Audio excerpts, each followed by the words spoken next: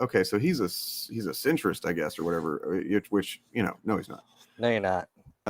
But that's how these guys are. Is that they're alt-right, man. This is an alt-right tactic. Oh, What? I knew it. I'm alt-right? I fucking knew This it. is how I find out. Yeah. I don't know. I want to hit him. Well, we could actually make this happen, Dane. If you do want to meet up, I am going to be in Portland later this year. So, hey, you want to get in touch? I'll give you the first shot. Let's do this. The same with the Skyver. The Skyver. Oh, Definitely the Skyver. Ooh, he has now become the Skyver. The same with the Skyver. The Skyver. I'd lump him in with this group as well. Yeah, And then there's that one older guy who's probably my age or maybe older. The one the Santa? Slayer.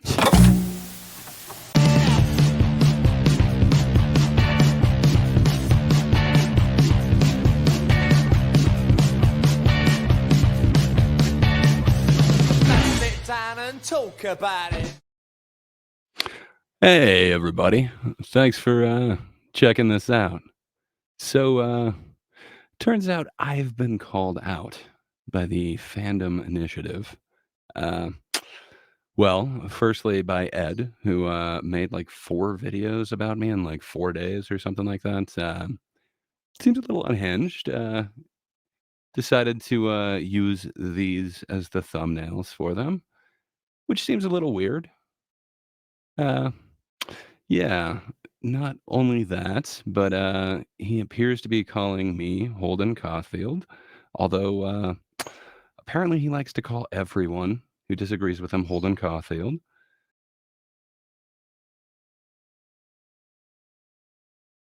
%. The irony is they're all Holden fucking Caulfield, all of them. They really are like a fiction. They are an embodiment of a fictional character. It just happens to be the most embarrassing fucking fictional character of all time. He's like, oh, yeah, you can't do it. You know they're not racist and shit. Like, well, man, if I need to explain this to you, Holden Caulfield, maybe it's not really worth my fucking time. Yeah, it's I said dollars. Dude.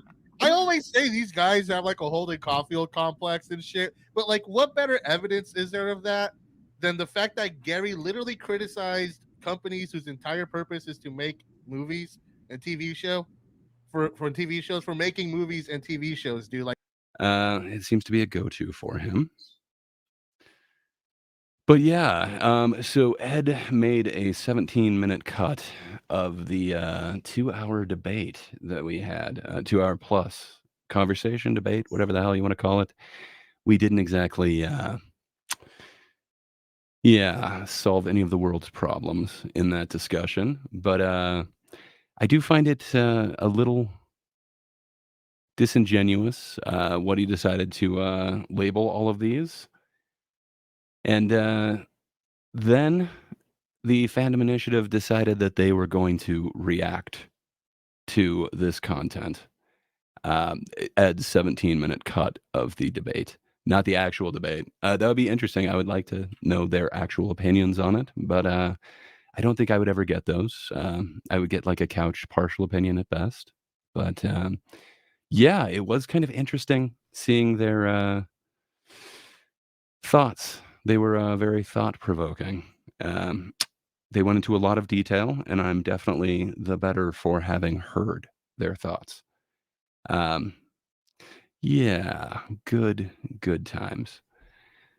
Well, it turns out in that video, I'm not the only one that they called out.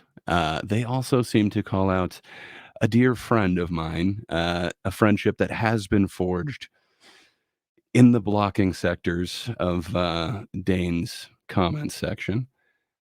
We have both been blocked together mutually, and we shared the same fate. And what can I say? Casting us out of there has, it's really sparked a nice friendship. So, without further ado, I would like to bring on somebody else who is also being called out in this video to say a little something as well. Okay. Did you guys happen to catch a certain debate the other night between a certain type of mustard and one of our other extended Yeah, pals? I've been catching up on it. Yeah. So we can look at a couple of things because he uploaded a 17 Ed did a Yeah. 7-minute segment, and then today. Thank God, because I watched the whole thing. Thank God there was a 17-minute Oh, edit of it. why'd 'cause you it's do just- this to yourself? Ugh, I was Twice okay. I've So done this let me now. tell you, one of the things I like to do when I'm painting, like because we do painting, we do have an Etsy store and we sell, some of our work.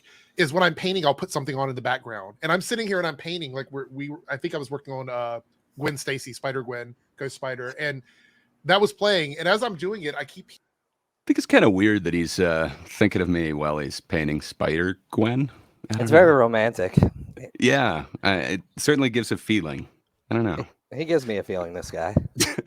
hearing like these returning vibes of like the whole thing with Bob that happened with the same person, where it's like the most simple thing that everybody generally understands is it's boiled down to the most micro, like detailed conversation about what one thing means that you Yes, can't move forward in the conversation.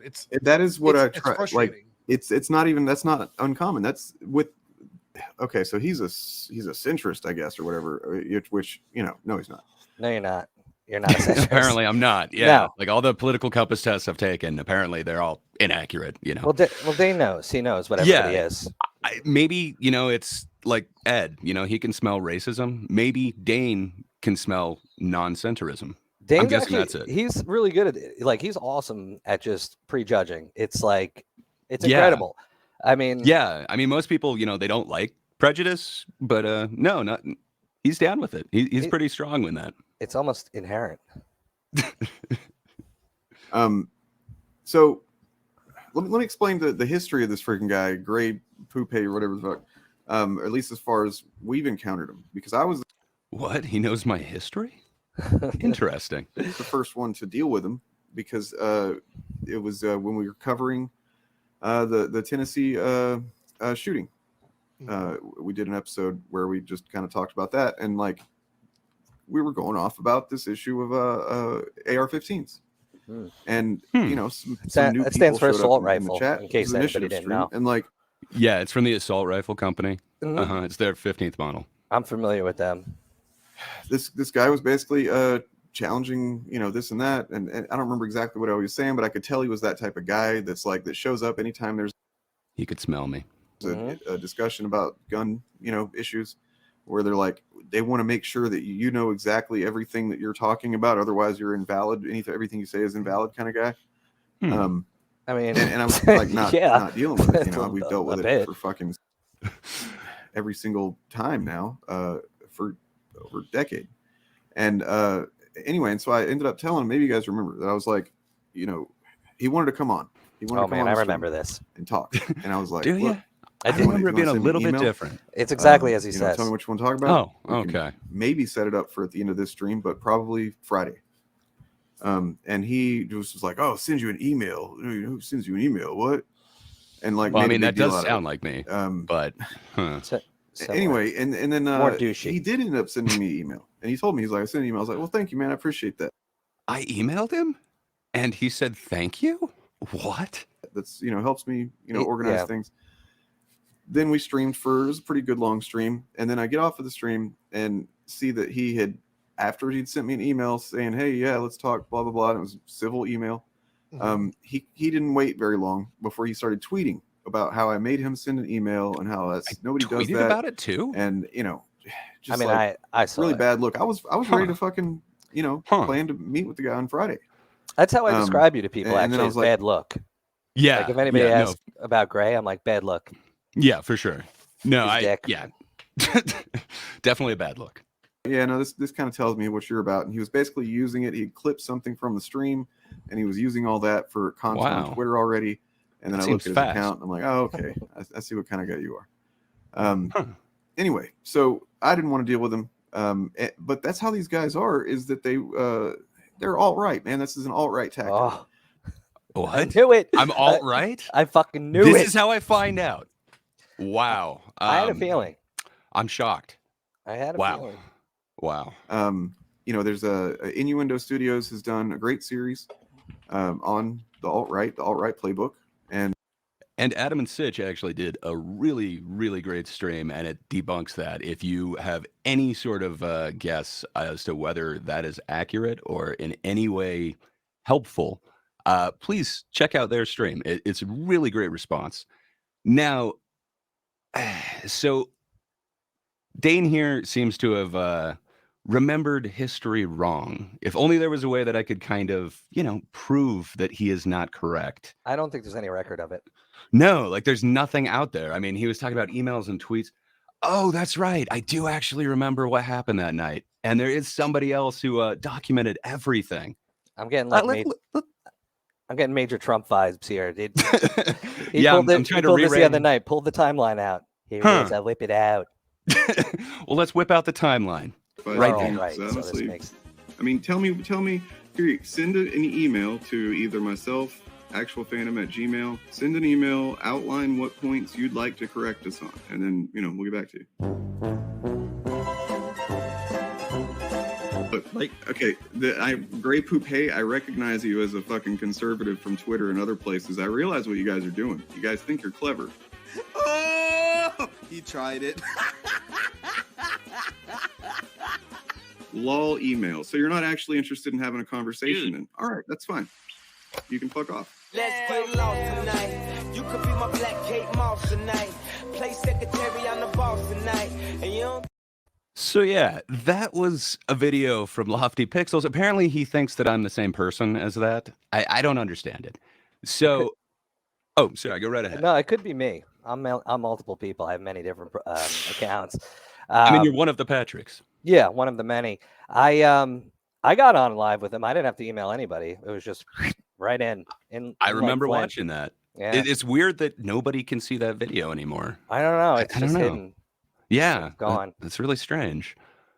But yeah, apparently Dane is now calling me the same as this Lofty Pixels guy who made a really funny video and tweet that same night. And I just happened to be tagged in it is how I caught this. But I'm so glad that he made that because it just kind of shows you, Dane's accuracy when recounting history or any sort of event that actually happened. Huh. Yeah. One might say he's full of shit. Yeah. Yeah, maybe he's systemically full of shit. It would be one who has a pattern of behavior that's indistinguishable or otherwise produces the same effect as being full of shit. Right. Yeah. Look at the individual situations of his full of shit. That's what I'm thinking. Like, you got to look at that pattern. Mm. Yeah. Well, let's see if he's more accurate about the rest of the history. Sure. And that's one of the tactics he specifically talks about that they do. They will zero in on a very hyper specific thing, and just. Oh yeah, and I forgot that hyper specific thing. Just in case you haven't seen the debate, that was that all '90s comedians are claiming cancel culture, but it's just because they're out of touch. So because I didn't accept that entire thing, I'm being, pedantic. I'm hyper focusing on, well, who's saying that? Right. It's a little too specific. They've got a point. No, I mean they have your number. They got you figured out. Yeah, I mean, Fucking I wish all right. I knew I was all right before. Wow. I mean, just to find out, live on this stream, it's wow. It's upsetting. For sure.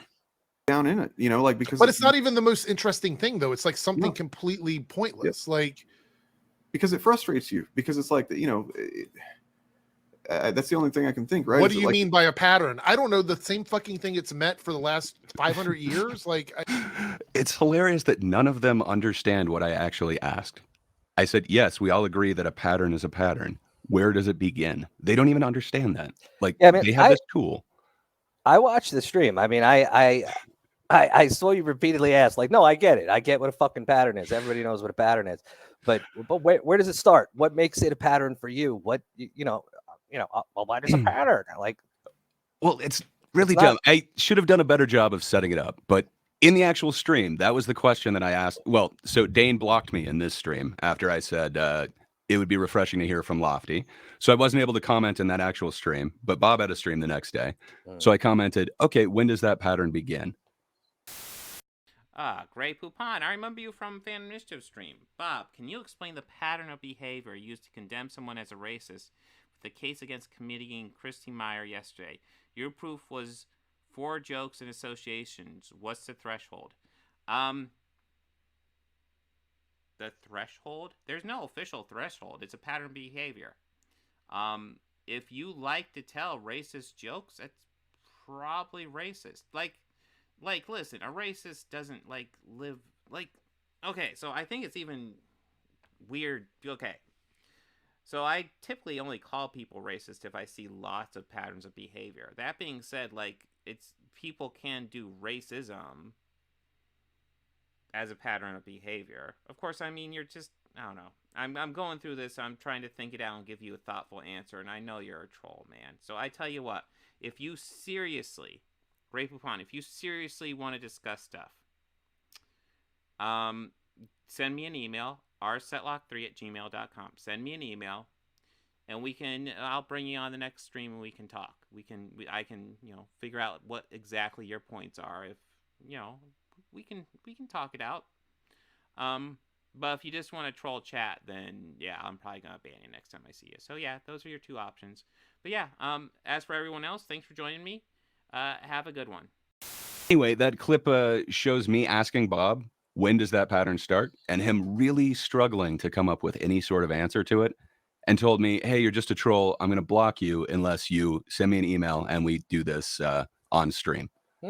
So that's where that talk with Bob came from. And then, this talk with Ed, it came from the comment section of that talk. I haven't been seeking these guys out. They came after me. Well, they called me out, I should say. Yeah, I'm seeking them out. Well, I mean, not to foreshadow, but perhaps they called you out as well.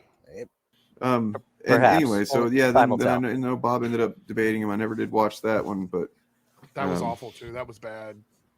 I think that was 3 hours. worse. It was bad. Yeah. Yeah, I think that was worse just because of Bob should have just Thrown in the stopped towel? it. Like he should have Yeah. been like, "This is what it is. Totally. This is what I'm talking about. Let's move forward." That's what. Or I would have answer done. the I question wouldn't have gone of back when and it forth with starts. him as long as, Yeah. as Bob did. It just. no. And the one thing I will say about this most recent one, from what I saw, is that because of Ed's energy, it was a very different debate on that side of things. Ed It was wasn't going to different. put up with it, and he kept calling it out, which I think was good. He should have called it out. Yeah. Yeah, because he Ed's did a out of his great fucking job. mind. No, he did Ed's a great job of calling it out. That same thought-terminating cliche over and over and over again, upwards of 54 times in that debate. Wow. I mean, it was almost the same fucking thing twice. It was pedantic and pattern twice. It was just repeat the word. Until Yeah. it was like, what the fuck are we actually talking about here anymore? Which I'm assuming is the goal. The goal is to, what the fuck are we actually talking about anymore? So I don't get trapped into this. I'm terrified of answering because I know I'm fucking stupid. I think so. I think they just try and confuse you. Bob has kind of a dodge move, and apparently Ed is just shouting you down with a single word. Yeah, it's like But they won't engage. Bob is pivot attack. That's his move. And he has pivoted. Yeah. Wow. He got out of that one. Yeah, the But, guy's name is Gray Poupet. I think that's how it's pronounced. I don't know. Poppet. I'm not sure. Yeah, I don't know if that's his actual name because It is. I think God-given. his channel name is a pan on Grey Poupon. But Whoa, think his I never first name really put is that together. Grey, That but I- does kind of sound like Grey Poupon. He's fucking slick, this guy. Huh. He's Wow. on point. Wow. Purple shirt guy is on point. I should probably do something with that. Huh. don't know. But It's like you're talking with Yeah. someone and you're trying to have a conversation, which is what Ed said to him. Like, we're just having a Yeah. conversation here. And every 3 words, can you define that for me? What exactly do you mean? But every first word was pedantic. Pedantic. I'm just saying, more than what does that mean? I didn't ask that 54 times. I did get accused of pedancy at least 54 I times. think it's pedophilia. No. It's not, what these guys like to accuse, people like Eric July of, and then get offended when they get called groomers themselves. I think it was just being pedantic. It might be slightly different. By this word? Well, this is what I think of this word. What do you mean by that word? It's like, yeah, okay, so this is the clip here. This is great. That's I You just think wanna like say- bringing up can you facts pause is for a sec? pedantic? Just Like I brought up the yes. How can you not define fucking words when you're having a debate. Like, if Bob is clearly or Ed is clearly talking about something completely different than you and using the same word, how the fuck can you argue about anything? You have to define your terms. Yeah, and it was brought up. I believe it was Andrew Clark who brought this up to me. But yeah, he mentioned that he doesn't think that they're used to doing that. They just have such a shorthand with each other. They're never challenged. I'm like, well, what do you mean by that? So, like, for instance, I do have a video of they call everyone chuds. You've definitely heard Bob also call everyone chud. Yeah, I'm Well, still not clear what it is, but Bob I'm has getting no there. idea either. When he was asked that, I do have a clip of him really floundering and then eventually saying, like, I don't know what it means. So it comes from an 80s flick, Cannibalistic Humanoid Underdwellers, but that's not what they mean by it. So yeah, I will insert that clip of Bob and Dane right here. Oh shit! I What think is I a really chud? noticed it with that first. Sorry, go ahead. What is a chud? I have a definition, but I want to let you finish. I've never what you actually think. really thought of a definition. It's like I know what I means, but I yeah. stopped saying it as much. I used to say it. That was just my word for it, was chud. But now I say anti-fan because I think it's more descriptive, and it's not really a slur in the same way that chud is. Of course, it's not a racial slur or anything, but a slur can be anything. And calling you an idiot is a slur, so to speak. And so I didn't come up with it. It's a thing that I've seen used a lot. Whenever I started doing YouTube, I recognized that a lot of people were calling these people. It's basically somebody who is arrogantly ignorant, aggressively hostile and bigoted, and just a shitty asshole online all the time, right? Somebody who's like, MCU, or they're replacing black people with or white people with black people, or cancel culture and blah, blah, blah. Like, it just that kind of those thought terminating cliches that, and the kind of people you can't really reason with typically. They're just gonna repeat those buzzwords, and that to me is a chud. And I've tried to evolve more into saying anti-fandom, anti-fan, because that really actually expresses more what I think it is, which is facts there of you what go, happened bro. in the Dave Chappelle thing. Yes, Instead of yes. like bringing up facts, you literally that's were the thing, talking right? about, hey, all these 90s comedians are claiming it. The one that you brought up, I happen to know for a fact, isn't claiming that. Like, I don't know, maybe Jim Brewer did. It's just so strange. Like, these guys really don't know what a gotcha is. I was literally trying to ask him, which comedian is saying that? That's not a gotcha. I disagree with you that every 90s comedian is saying this. Do you have a specific example? I don't see how that's possibly a gotcha. I know that Ed thinks that this is a gotcha because I don't know. You tell me what you think this clip says, but I literally say in it, he might have said this in the past, but he's not saying it now. Like, if he wanted this to be a gotcha, he could have clipped that off of there, but instead he made it like a self-own. Tell me if you're seeing something different here in the past, but I literally just saw him on Rogan. He is not claiming that and he's I heard him canceled. a year ago. So when I started watching the not this one, but the more extended clip earlier, and I saw him take a sip out of his tiny little cup, What? You're watching my cup? Dane. I fucking lost it. These guys are I don't know if you so guys fucking seen that. judgmental. He's like, every once in a while, he just out of frame, he brings his little tiny little espresso cup in there. I saw that. I was like, what is this? I don't know why it's so funny. It's not like there's anything wrong. Yeah, it's with not it. like I just it wasn't was a expecting debate about comedy or anything. Yeah, it totally was unintentional. It was a little. like, I love the it's on cup. purpose. Don't I ever don't lose know. it. I don't wish to insult his appearance directly, but he does look as if he's Blockbuster's employee from about 1993. Yeah, Fortunately, I was agree. not I was Blockbuster thinking material. something like that too. Like he's. I love frozen this in time or fucking guy. something. I don't wish to insult his appearance directly. Like, no fucking shit, you But don't. I'm Like, going to do it. yeah, but I mean, take a fucking look in the mirror, pal. I would not be insulting anybody's appearance. No, This I thought it's fucking weird guy. that they're streaming with like 2016 Sargon. Yeah, they At got- least that's what I thought at first. It's like a Vosh cosplay in this fucking stream. Well, I mean, you've got varying degrees of it. I think you've got, Mm. current Vosh, or excuse me, slightly past Vosh on top, future Vosh in the middle, and extreme future Vosh on the bottom. Yeah, Wow, I never Sad. noticed that before. it's the uniform. It's the uniform of Yeah. the ill-informed. and yeah. Maybe it's the combination of the grey shirt as well, but and his name's Grey. That's why he wears grey. And he's got gray on his back, like his whole background. It's is gray. coincidental. I get it now. Oh, so he's okay. He's a guy. He's a thinker. He's an intellectual. He's got to. Okay. If somebody can match like 3 things, they're an intellectual. They're a thinker in Dane's book. Yeah. I don't know. Most of my background, I don't know if you can see this power rack, but I didn't choose the color of those pads. It is odd that I chose a shirt that apparently somewhat matches it. But you may have. Well. I mean, I kind of thought it might have been a theme, but well, it wasn't intentional. The house came with that color wall. I just put the tiles on it. But yeah, what can you do? Maybe I bought the shirt subconsciously to match the wall. I mean, that probably makes more sense. It could be a thing, though. You could make this a thing. You know, gray. Everything's gray for Grey Poupette. Oh, fair enough. I mean, it's genius, actually. It does seem like a thinker move. Purple shirt guy's got it figured out. Yeah. Critical Mitch about cancel culture in his fucking special, dude. Once in a while, on accident, you'll just see me say, "Don't say gay!" And then also, his argument was not that he talks about cancel culture, was that they're claiming that they're canceled. Right. I don't know. There's a slight difference in that. His clip doesn't show what he said.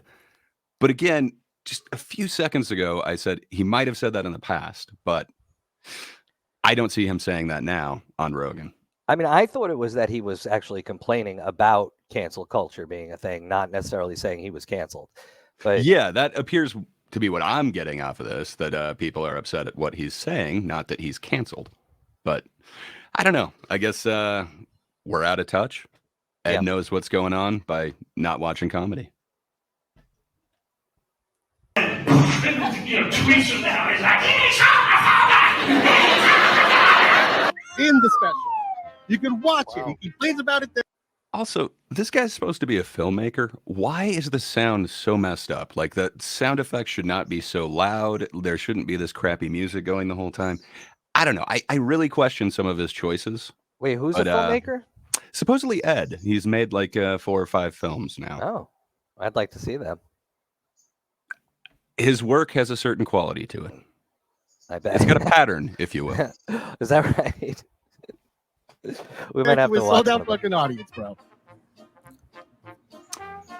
And I don't know if you notice who keeps popping up in chat. Who could that be? It's Who me. keeps popping? What? In his chat, in Gray's Is that chat. the same guy? Yes. You bet your because ass it he's is. popped up. Wait, Patrick? Yes. Yeah. It's me. First off, he's not the guy. He's the man. It's Patrick, okay? We are many. Get it straight. I Oh, we God, that dude. blocked That's him right. like 6 or 7 times now. In that he's creating new accounts. That's the funny showing part. up. I don't And, have. I many wondered if that's who it accounts. was. I kept. I do have. No, it's 6 accounts. It keeps growing. The legend, I- like every time you're on stream. You I'm know, not gonna we lie, get and another Patrick. And I've told you this. I have probably about 3 accounts, and it's not. It has nothing to do with trolling Dane specifically. I mean, they come in Yeah. handy, but it's because I can't fucking remember my passwords. So I've made like several different accounts. In my work one, I have one account, and then I have one on my phone, and then I have one on my computer at home. It's not I mean- that weird to have, multiple accounts. I happen to have some insider information that Dane happens to have quite a few accounts himself. So I've heard. Yeah. I mean, I'm still fairly new to this whole world of the Twitter debates and the YouTube debates and the Twitter world. So, I mean, I did not know that was a thing, that people will make an account and then make like multiple other accounts, and like I didn't know that you could almost probably be talking to somebody even famous. And have no idea. It would be weird if somebody like owned their own haters Twitter account, for instance. Like that would just be weird, like unheard of, really. Or genius. Oh, well. Huh. Evil genius. Diabolical, for sure. Diabolical. Seeing that, and I'm like, is that the same dude? It's to the point it's where the honestly guy. he's kind of It's the ruining man. it. Like I was right at that point whenever I pulled him on to talk to him. I was That's right, had you reached were. a point of like I'm going to try more to, communicate with people. He did try so hard. He did. There is none that communicates harder than him. I'm guessing that this history is going to be way more accurate than the one that he used for me. But Yeah. let's see if this reminds you of what happened. I'm sure it's and spot on. see how far I can get, right? Instead of just like Right. immediately shutting them out and calling them a chud or whatever. And this is the guy that happened to fucking manage to get me get on my show, which nobody's really ever done that before in the moment like that. I'm a trendsetter to that degree anyway. Where it was like I now it's just to that degree. Wow, he took that away from you right then. That seems so mean. He can never take that moment away from me. know he's going to say things that anyway. And every time I see him pop up in another chat or in my chat, in initiative chat, I'm like, you know what? I kind of just want to adopt I don't fucking care anymore attitude. Like I'm not talking to anybody. But if he kind of wants to, but he's too busy blocking perspective people. on things. He wants to, but he can't. I'm his drug. You want to have a debate with a YouTuber about it, and then you're probably not gonna be open to anything. That's fucking crazy to me right there. If you want to have a debate with a YouTuber, you're not going to be open to anything. Yeah, if you actually want like clarification on something, that means that you're unopen. You will not. You're closed off completely to any new information. Yeah, and I mean he brings up a great point with a lot of evidence. When I went on with him, I couldn't have been. I don't know if you saw it. I know it's hidden now, and I'm not paying 99 cents to see it. Exactly. I did happen to see it before he privated everything shortly after I talked to Bob, coincidentally. But I noticed everything kind of went away. I couldn't have been more open, friendly, respectful. I mean, there were things that I didn't. So. Yeah, I didn't believe what he was saying, and I didn't really. But I wanted to really understand, and that's the whole point that I was going on there was that I wanted to know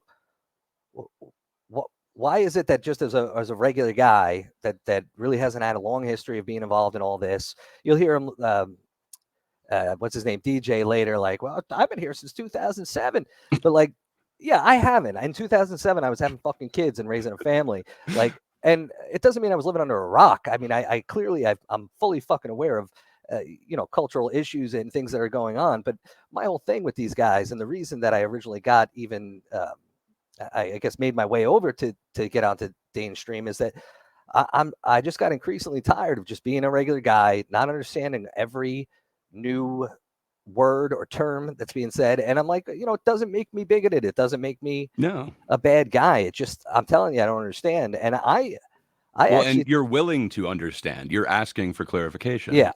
I feel like it's much like what I was trying to do with both Ed and Bob. Like, it's not, hey, this is stupid. You're stupid for this. It's, hey, I don't understand this. Can you explain this to me? I don't see the utility.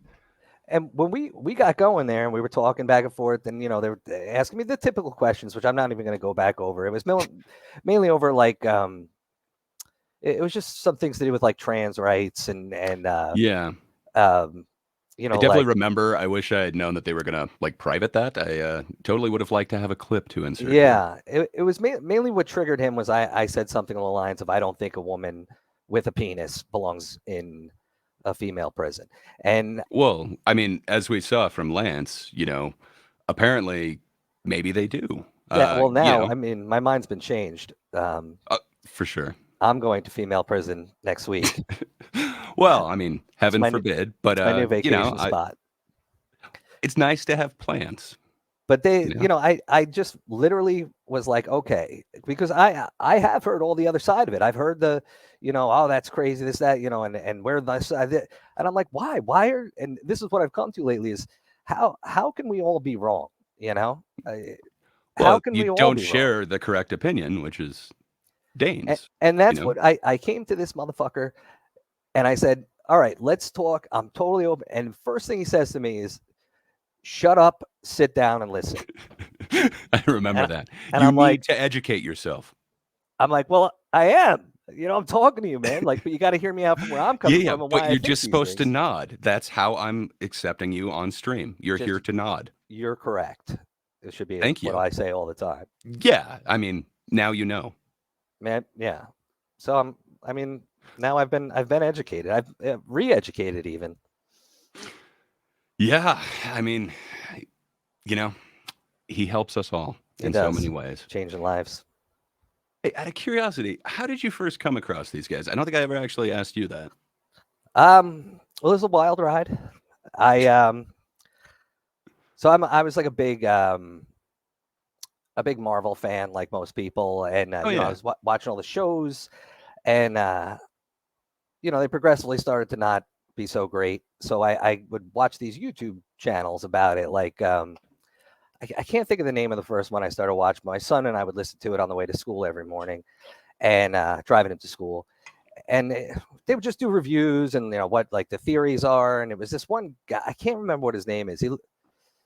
It's gonna drive me nuts, but anyway, so their approach was not really something that I necessarily thought was like I didn't like it. So I started listening to like Critical Drinker, and I thought he was hilarious. And then I made my way over to like Jay Longbone and Carl. I don't know if anybody's ever seen Jay Longbone and Carl doing Some of Interview their with the stuff is just Vampire. so hilarious. Oh Yeah. my I God. actually checked that out off of your recommendation, and that is hilarious. Hilarious. They did the first couple episodes, and I begged her like on a weekly basis, please do more. And then eventually I made my way over to EFAP, and those guys are pretty damn funny too. I know a lot of people hate them They now. definitely can be. I don't know. I hear a lot of things like, you know, what's Mueller's politics? What's that guy's? Who gives a shit? He's talking about Yeah, movies. that's not the point of what they're doing. And then I think a joke doesn't necessarily say what your politics are either. I've no, kind because of it's a joke. Yeah, heard that. Anyway, we've all heard rumors. Yeah, it defines you. So then I started watching Rags's back and forth with Bob.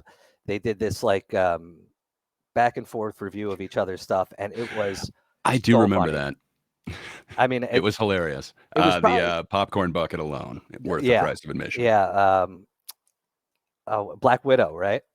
That's correct. Yeah, I think she still makes an appearance to this day. Yeah, in Bob's well crafted set. yeah. It's You know, they beautiful. call me a thinker, but wow, like how does somebody come to the marvel that is Bob's set? Yeah, That is just amazing. it's just a lump of shit in the corner. But the way that it's lumped together That's is the like genius of nobody it. else could do it. Exactly. So eventually I found Bob, and I'm like, this guy can't be a real guy. So I went and I started watching his channel, and then I mean, some Dane- argue if he is a real guy. I'm not sure. You know, I've heard the rumor that he's just a puppet, but I don't know if that's correct. I didn't see Dane in that particular debate, so I don't know. I can't validate that rumor. I'll say. Yeah, I mean, if I didn't know any better, I would think that they were sitting next to each other, and Dane's hand was up his ass half the time. But It is the rumor. It's rumor has it. But he, I just thought he was like, all right, like this guy isn't that bad. Like, I have this thing where I'm very forgiving of people. Like I try my hardest to always give people the benefit of the doubt. Like maybe you said something stupid, or maybe you wronged me, but I don't know what's going on in your life. So I try to give people the benefit of the doubt. Maybe you had a bad take on something. For sure. And forgiveness is huge. I'm also like wildly impressed by people who have put together YouTube channels, and I don't really care if you have a following or not, but to put it together, to put yourself out there and to, you know, share yourself basically. I just think it's so impressive, and it takes balls. So I was also impressed by Bob and Dane when I first met them. For sure. And the fact that they have so much, well, you can't tell from looking at Dane's channel now, but they do have so much material that they've put out, and it's it is a crazy amount of material. They definitely deserve praise for that. It's impressive. Prolific. Yeah, and for sure. I'll even say for Dane, he's got that the actual fandom thing that comes down and like in his beginning of his all of his animations cool and as everything. shit. They are. I love it when he does his talking head videos, and it's just, you know, his what do they call them now? Rant-sonos. But anyway, the way that he animates that, it's really well done. They do have some skill.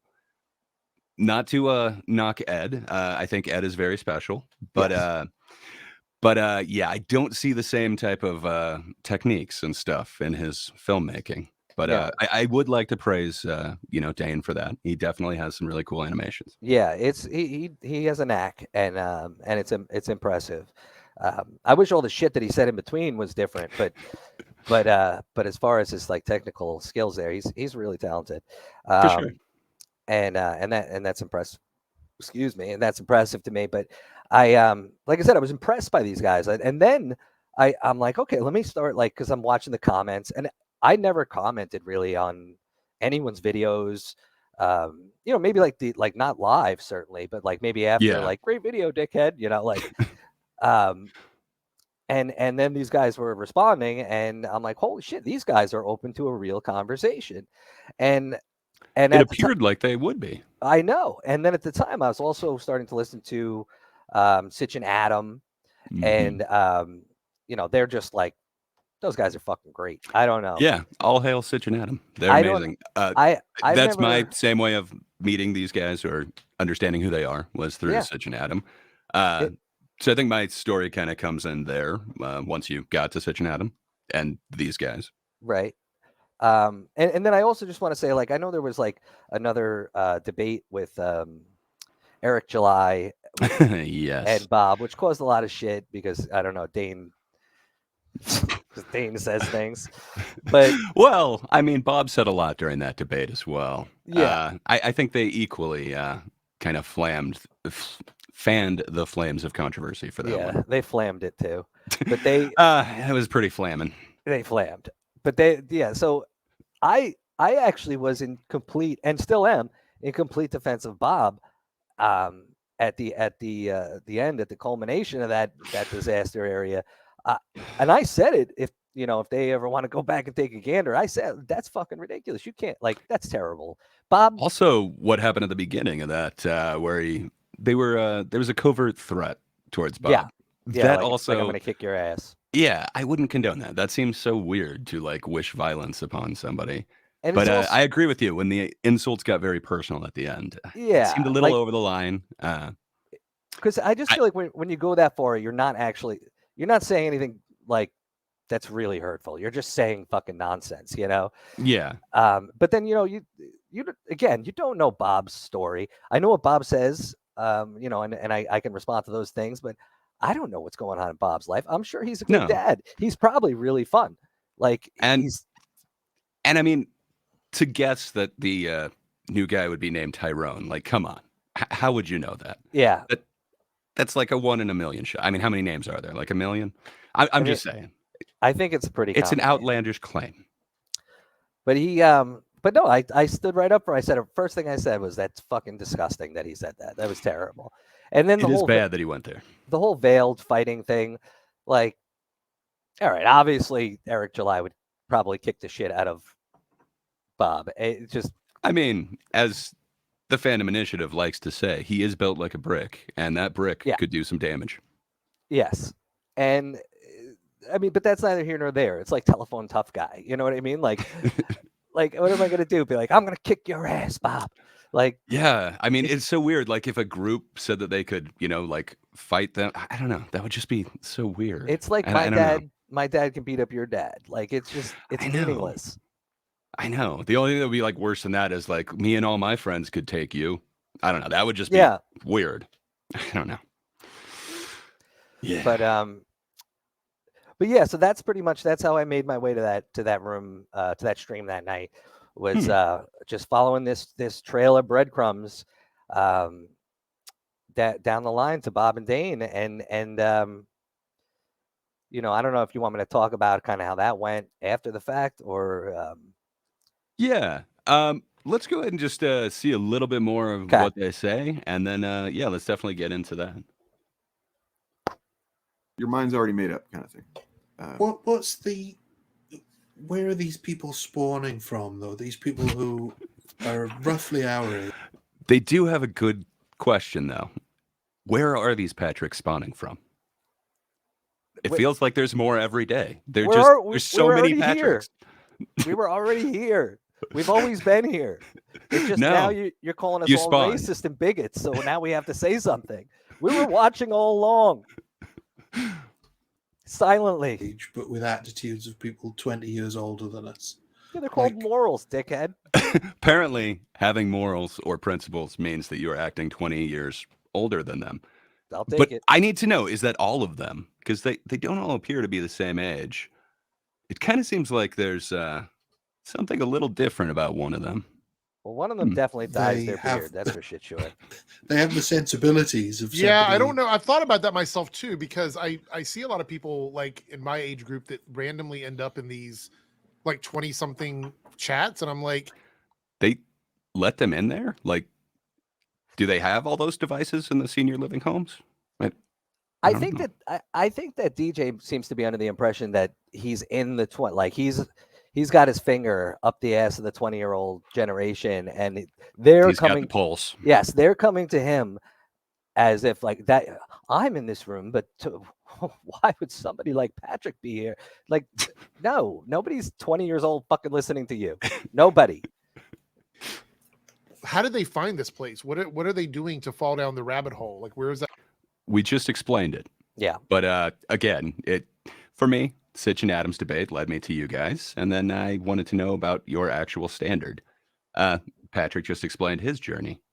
That coming from? I don't know. Is it the news cycle? Maybe the news is pushing them to these outlets or something. Not totally sure. The news brought me here. It's the newspaper, because the sort of the age that we all roughly are now. We're all roughly the same age, DJ, but this guy, I don't know what it is. He just we're now out of the age that media is being targeted to us. Just We're goes no right longer through me. 18 to 35. That's a good point, and I've thought about that a little bit as well. But I still wonder, like, the reason why I am here is because I've been constantly in this for a long time. I've been making media on YouTube since 2007. He closed so the doors I've right just behind been him. around. You know what I mean? But then I see these people that show up that seem to be not very media savvy, or they're sort of just following the trends of whatever a lot of these like chud people are doing. And I'm like, do they just kind of stumble into social media? Is it TikTok? Is TikTok the place where this is at? Is TikTok what brought you there here? Pretty sure I first learned about DJ Eric through TikTok. That's where it started. I actually I read about him in the newspaper, and I was like, this guy, I got to get to him because the shit he's saying is outlandish. So it's true. It's true. I saw the beard colors on TikTok, and it was just like, well, I got to see what he's saying. Yeah, I need more, and that's how I learned about DJ Eric. Suck me right in. Happening, because I know TikTok is a very easy access for like people to get into. I mean, I think honestly that you know, these guys otherwise we would have never heard of, because otherwise they really have historically in their own lives probably not been very social butterflies or anything. You know, but then you're not a social butterfly, Patrick. Wouldn't it be the opposite though? If I was not living online every day of my life from 2007 till current, to be up to no, I'm sorry, that means you're insulated. For a conversation. Wouldn't that mean I was outside making fucking friends and like living a life? No, you'd think so, but it's actually the opposite. Like, unfortunately, just the people who are on their small channels where they block everybody who doesn't have the same opinion, they're the only ones who are truly understanding and social, if you will. Yeah, I mean, they are all butterflies. Maybe I don't know, because I haven't been here since 2007, but I thought that, you know, living life out there and actually being in a society and then talking about it when you know go online is would give you a better representation of what actually the fuck is going on out there, instead of this like self-created little bubble that they all live in, which is again goes back to why we can't figure out what the fuck they're talking about, because they're all using one word in their same little bubble, isolated from the world since 2007. No shit, we can't communicate.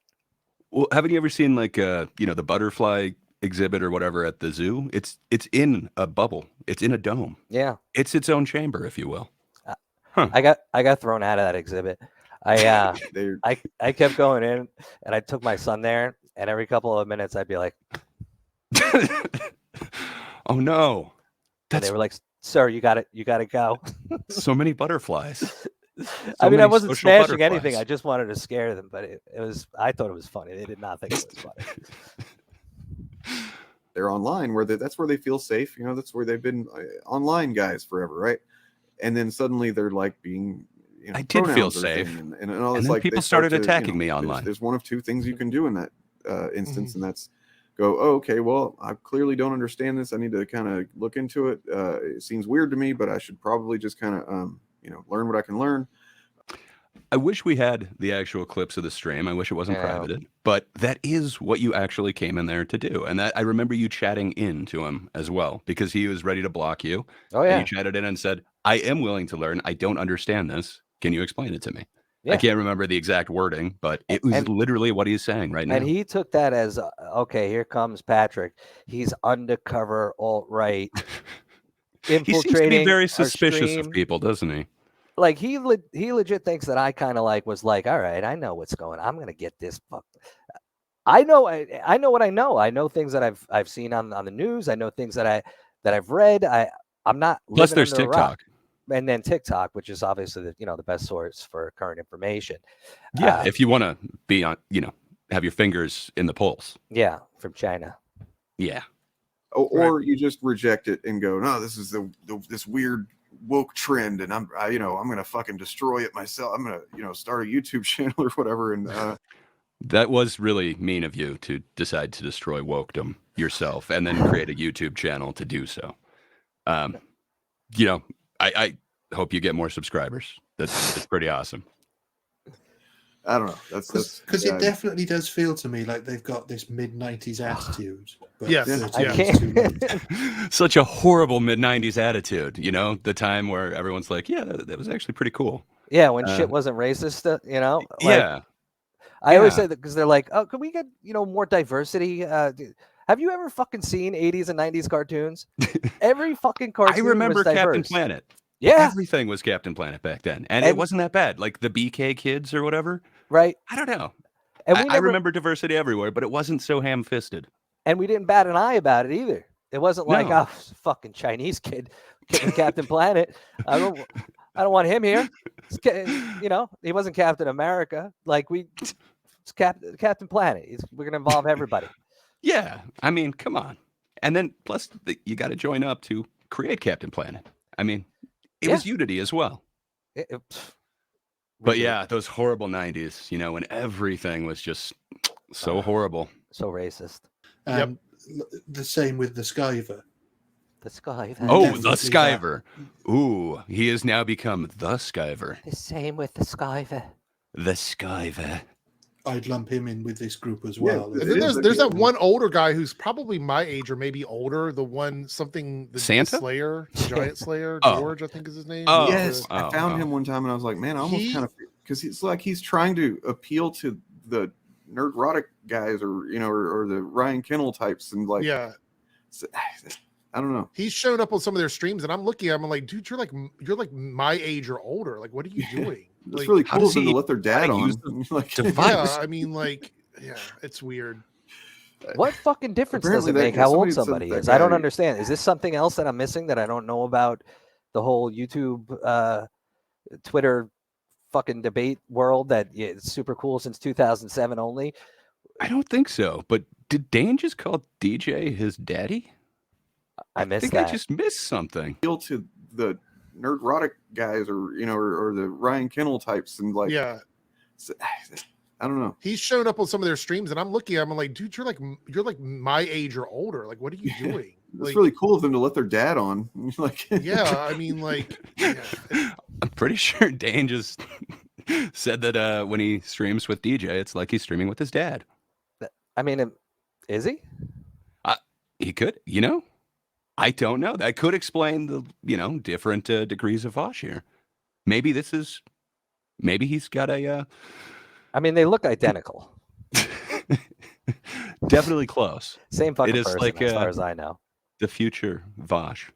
it's weird. apparently somebody had said that guy I guess has a lot of money and that he was at Oh, one I point forgot that he contributing a was lot of talking money about through the old guy. I thought he was talking about you. And again, I was like, Patrick, dude, I'm you've like, got a I lot of can't- money? Not Man. me. donations and stuff to Geeks and Gamers streams and stuff. Oh, okay, that makes sense. I don't know. I haven't confirmed any of that. That's what I was told, and who knows what that means, if anything. But Comment, which is, frankly, most of the comedians crying cancel culture are rich, out of touch, mainly coasting off the success of their better work from when they were poorer and in touch with the working class. true, yeah. Did Ed say that? Yeah. Ed said that because Yes, those are quotes from Ed. Yeah, he left them on his video. That's what those are. Yes. So that seems like a huge generality. Mhm. So I'm guessing the rich, Where's the out of cup? touch comedians that you're talking about would be like Chappelle. Yes, Right? It actually no. It's funny you say that because that is specifically what I'm talking about with Dave Chappelle. Yeah, that's I mean, why. that's why I watched this thing. Well, right. Well, let's look at the Elon Musk issue. Right, like he brought Elon Musk on stage, So- clearly expecting everybody to think he's fucking badass, right? By the way, that is Sorry. I don't know. Just Ed's inability to understand, and then DJ's inability as well. So I don't know. Like I don't understand what these two things are supposed to prove about comedy. But when he front loads it so hard by saying he's doing this only to look cool, and then keeps going on, and I try to object. I don't know. He assumes that I'm objecting to everything, but it's really just the framing, and he kind of did that multiple Right. times in this debate. But I think it's weird that DJ couldn't even Rick couldn't even understand it as well when he was listening back to it. But he has the exact same take as Ed on this. The rich, out of touch comedians that you're talking about would be like Chappelle. Yes, Right? It actually no. It's funny you say that because that is specifically what I'm talking about with Dave Chappelle. Yeah, that's I mean, why. that's why I watched this thing. Well, right. Why is the Well, slide let's look whistle at the so Elon Musk loud? issue, right, like he brought Elon Musk on stage, So- clearly expecting everybody to think he's fucking badass, right? by the way, that is exactly why he did Badass. that. My Everybody reading, you're knows saying that. he's That's a pretty thinking- general thing. Like Why would I invite people on stage so that they think I'm badass. It's what I do. what Ed is saying. I don't think Dave Chappelle needs anybody to be badass. But No. Elon Musk, I still think that's pretty fucking cool. Yeah, and I totally did get the location wrong. I know Elon's in Austin a lot, and I know Dave Chappelle has come in quite a few times. So I thought that was where they met up. I'm not denying that this ever happened, and I totally thought it was Austin. It's San Francisco. But my whole denial was that this is because he wanted to look badass. But he doesn't seem to get that, and apparently DJ didn't get that either. I don't know. I hope it was more apparent to the audience. why else would he do that? Why else would you do it? But this guy kind of tries to deflect it. I saw And then I hate that Ed then adopts what I was trying to say, that it could be because he's friends and he was just like, come on stage. I don't know. I think if I was in Dave Chappelle's position, I would think I could invite any of my friends on stage. Sure. I don't know. It seems like that could be the reason, not just I will look badass if this guy walks on stage. I don't know. Seems like a reach to me. listen to the conversation. We'll see here in a second. But when Ed said that, I'm like, yeah, that makes sense. And then he's like, he's like, well, how do you know that? Are you reading his mind? Like, Well, this is another thing I've noticed. I mean, you shouldn't make broad assumptions, but So if you can see, if you can pretty much see why if you would something's come to happening, my room, unless something is explicitly said, unless Dave Chappelle had explicitly said that that's what he was doing, they always play that. Oh, you don't know that's what he meant. but they're totally okay with generalizing about trans and queer people when those things are made up in their minds and not explicitly just lump said. that shit right in there. Who generalized about trans people or gay? Like, who does he think we are? I They, don't know. It's sorry, we are they. they, But when them. you try to use it They. against them, well, that's not what they did. That's not what they said. That's generally the way it works with them. Yep. This as opposed to he's in Austin. Well, bro, he said Elon's he in was- Austin. he was in San They're both Francisco. like big celebrities. It was in San I don't know. San Francisco. No, dude, fucking look it up on YouTube. Ladies and gentlemen, make some noise for the richest man in the world. It did in fact happen in San Francisco. Yeah. You were correct, Ed.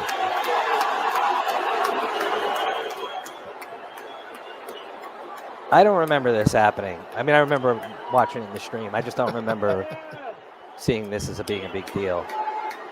It was all over. I remember it being on Twitter for a minute, but it's kind of this. Yeah, I mean, he clearly read the room a bit wrong. Yeah. I don't know if don't San know what Francisco is bring the that up Elon would say. crowd. Just Yeah. you were saying that he brought him up clearly because he wants to look cool. He said, "This I is don't- my friend, bro." Yes. He literally said, "This is my friend, Elon Musk." Do you So ever that's all I'm saying. be Like, able to bring up someone and introduce them as their friend if they didn't expect the audience to fucking receive them warmly? so he did cut out one part in the middle where I did say he couldn't have just brought him up because he's his friend. So it's weird that Ed Yeah. adopts that at the end. I don't know. It just leaves out one part that he now has adopted my point. And that's why I was like, yeah, because he's his friend. Yes, exactly. You're Yeah, not like- saying that framing of it's because he wanted to look badass. Like perhaps he wanted to look cool to Elon Musk and not to the crowd because he doesn't. Yeah, give a shit. exactly. His friend, Like- like, hey, you know, it'd be cool, man. Yeah, come Check out out on how many stage, people get I'm fucking standing in front awesome. of. Yeah. And I think that would be cool. Even if I'm booed, like that's like a once in a lifetime experience. If I Yeah. got to go up on stage with Chappelle, hell, that would be awesome. Like, hell, turn me into like the Daphne story or something where I just bomb in front of everybody. Yeah. That'd be awesome. If you write a bit about it, I would be honored. I'll take it. Exactly. But yeah, I don't know. Just his limited understanding. It was quite infuriating. Bro. Fucking simple, bro. And I'm saying I do like his numbering of this too. You saw incident 1, incident 2 of apparent gotchas. I don't know what my gotcha was in either of them. Perhaps I'm just too slow and they would need to explain it to me. But it kind of seems more like it's a self-tell, you know, a Freudian slip on Ed's part, if you will, that he views all of these as gotchas. When I was literally trying to explain, and hey, that's actually not what happened. That framing is incorrect. But the numbering that he did of this, you saw 1, 2, and now we've got 3 through 5. He can't even like tell you what they are. You're just supposed to decide which of these things that we're going to watch is numbers 3 through 5. And it's just throwing stuff against the wall, apparently. I don't know. I'm saying he's out of Interesting editing choice from a renowned filmmaker. touch with like the zeitgeist, with where society is going. I'm not saying he's out of touch with the whole I comedy misspelled scene. I'm not saying he's pedantic. unsuccessful. I'm not saying he's not great. He is. He was a No, big you're saying he's past his prime, and I'm you're just saying he's completely not- wrong on that. That was Okay, total bro, it's Samuel fine L. if you feel Jackson that way. It's voice. a subjective fucking thing to Say believe anyway. pedantic You one fucking more tell me time. that's why Say it one more time.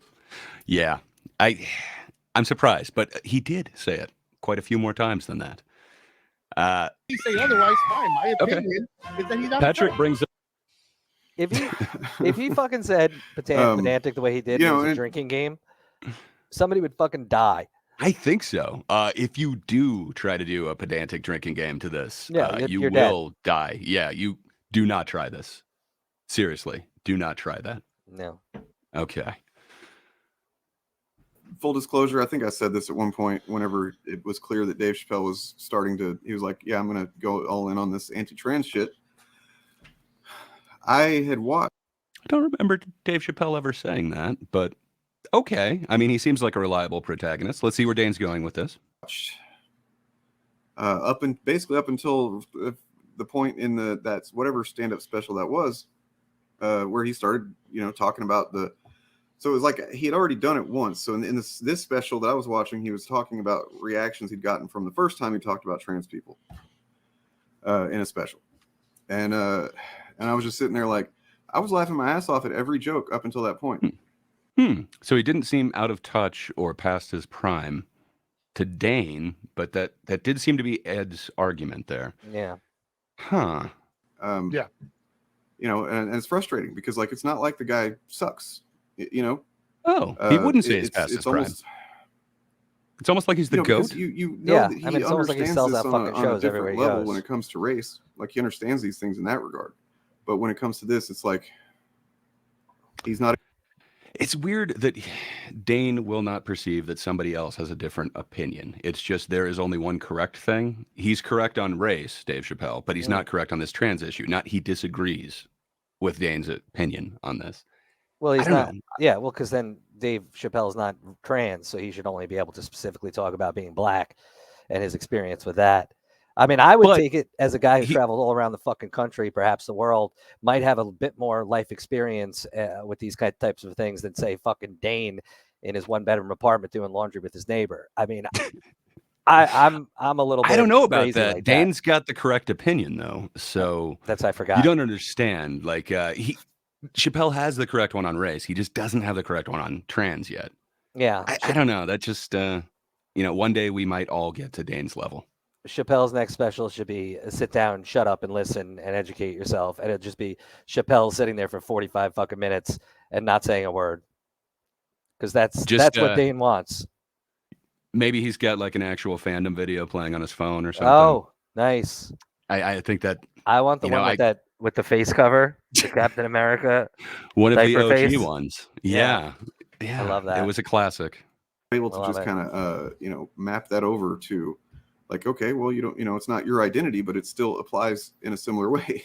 That Yeah. like, the reason he fucking dropped, what was it, like a $40 million contract with Comedy Central back in the day was, in large part because he said that he would be like walking around with his family somewhere, and he'd hear, some white dudes be like, hey, and saying the N-word and stuff, like just doing references, and he realized, oh shit, they don't realize that, like that they're basically, they didn't get the full effect of the satire of his show, and he felt like he'd kind of failed in that regard, and that so he's got an awareness of these things, or did at one point. Maybe money just kind of blinds you after a while. Who knows? Well, there's Dave a very Chappelle is clear blind. pattern of this in a lot of situations. Yeah. Musicians are a good example. This is why the Rolling Stones don't write new songs anymore. Dave Chappelle also does not write new songs anymore. He's right. Yeah. He is just like the Rolling Stones. Fact. I didn't see it until he brought this up, but yes. I mean, it's not like Dave Chappelle, keeps coming out with new specials that are, widely acclaimed by the audience. Sticks and Stones. Audience score of 99%. The Closer. Audience score of 95%. Yeah, you're right. He just doesn't write songs anymore. Because they've got nothing to say that speaks to normal people. They're so out of touch, literally so far removed from normal. Yeah, Dane agreed that everything in this special was completely out of touch and didn't at all make him laugh. Nothing was funny. And then there was this trans thing. So he's completely out of touch. You're right. Ryan completely made that point. I don't know if can you call it out of touch? Like, obviously somebody like Dave Chappelle or I don't know, Chris Rock, Bill Burr, all these fucking guys, comedians in general, they're not going to be writing comedy about the same shit they wrote about when they were on the road and they were poor, and they're going to write about experiences they have as a grown up. And yeah. The funny thing is the people who were fans of them from when they were in their 20s are also actually growing simultaneously and dealing with the same issue. So it's not that they're out of touch. It's just you haven't fucking grown up enough to figure out what they're talking about, and it no longer applies to you. You need to go find yourself some 20, 25-year-old comedian to watch. And that's fine too. It just doesn't apply. No, and taste is completely subjective. That is one reason why you might want to look at an audience score or a critic score. But I mean, like, if you look at these two specials, Sticks and Stones and The Closer, I wish I had it right up in front of me, but I know one of them was like 98% with the crowd and the other one was 95%. And I think both of them had, like, one was 7% and one was like 5% with the critics. I don't know. Which one is the zeitgeist? They're saying that, he is out of touch. Is he out of touch with the critics, or is he out of touch with the audience? I would say that he's out of touch with the critics. I think the critics are not accurate in this.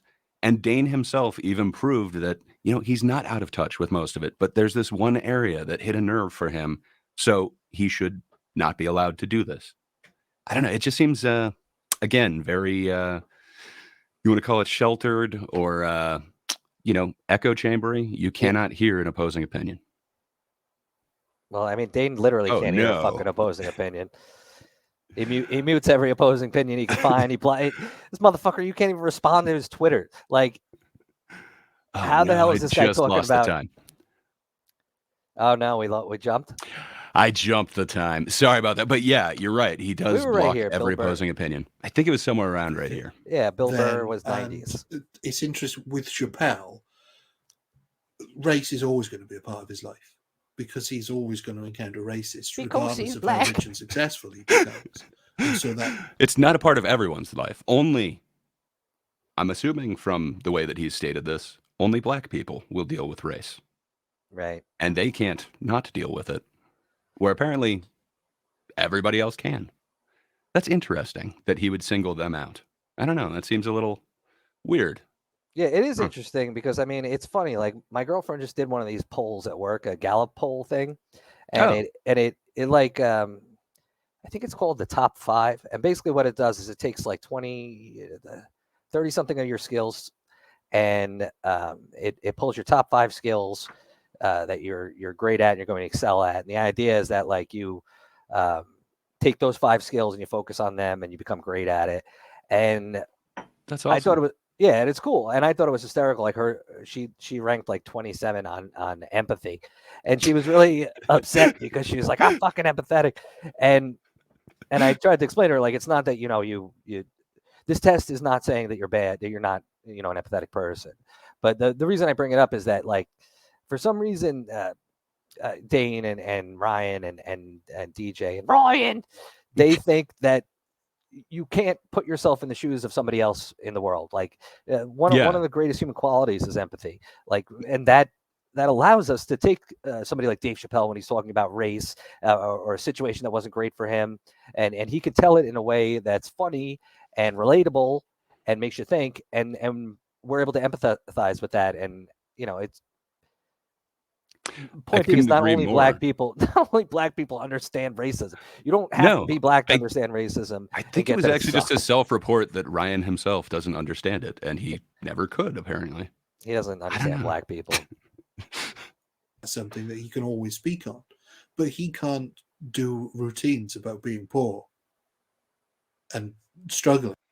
So I got to be honest, I don't remember much of Chappelle's routines being about being poor and struggling. I remember a bunch of hilarious bits, but definitely in like the last 5 or 6, I haven't heard a single joke about being poor. I still found it extremely relatable, and it looks like the audience scores kind of agree with that.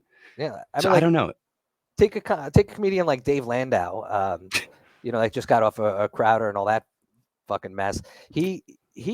I think he's hysterical, this guy, and he has this bit about he had a lot of troubles with alcohol, and he went to a rehab, and this is something that happens, and I had a bit of trouble with alcohol myself at a time, and this is something that happens that when you go to a rehab, if you don't have if you don't have the greatest insurance, but if they don't have a bed available for you, they don't just send you home and say come back later.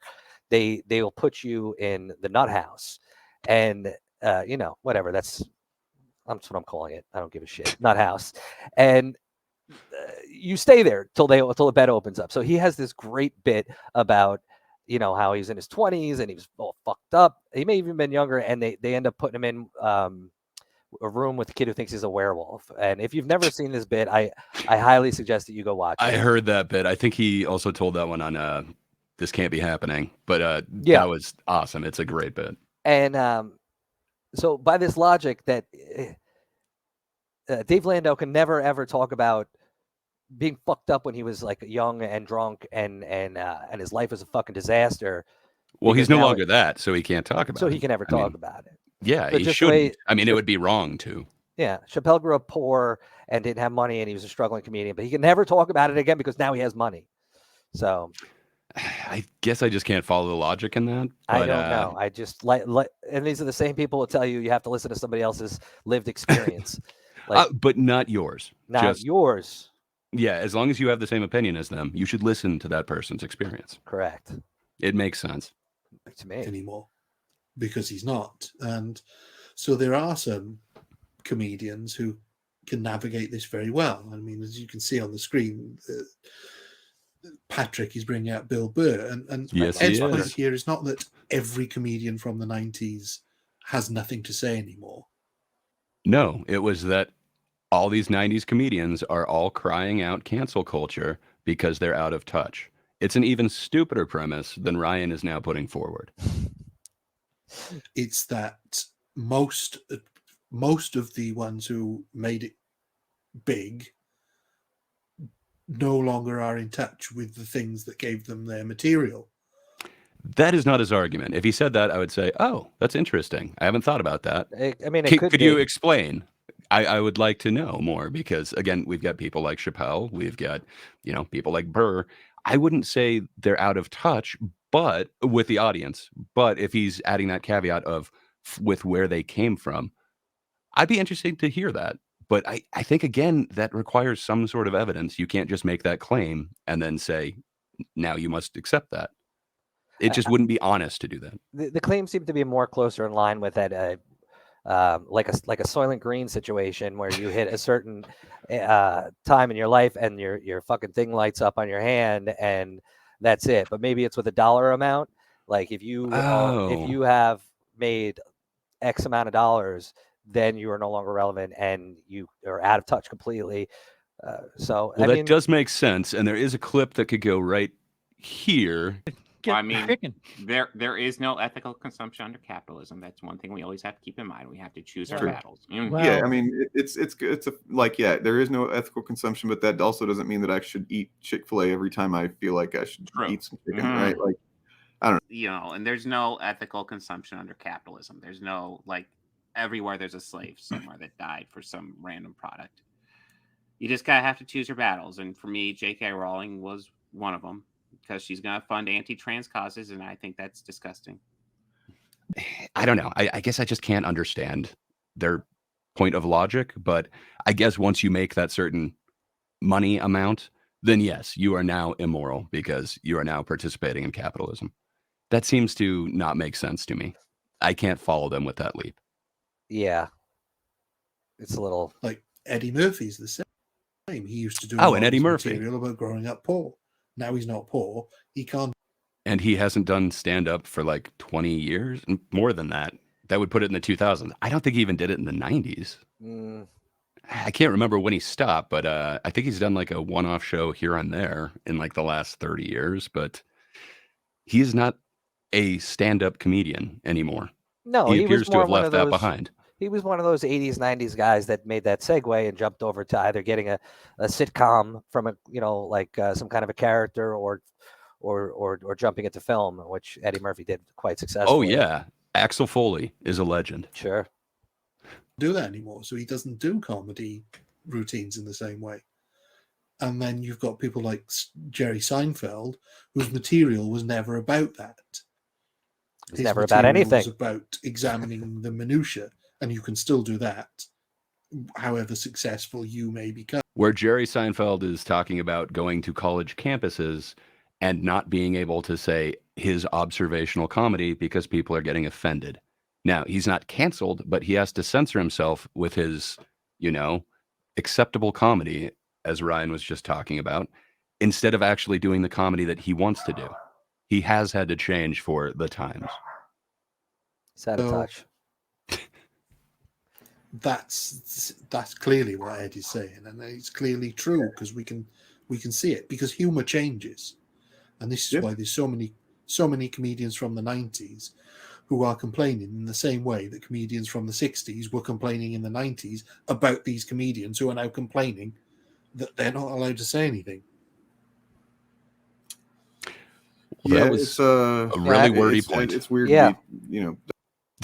I don't know that it necessarily made a lot of sense. I'm But, I'm trying to follow it. I mean, Ed did bring up that like someone from like I think it was like 60s would not be as popular in the 90s. It's like, yes, the average person would not. But you're saying that these comedians who are all from the 90s are claiming that they're out of touch, are claiming that they're being canceled, but they're really just out of touch. Well, I think I think he was kind of saying that every generation has a generation of comedians that complain about being out of touch and the shit they can't say.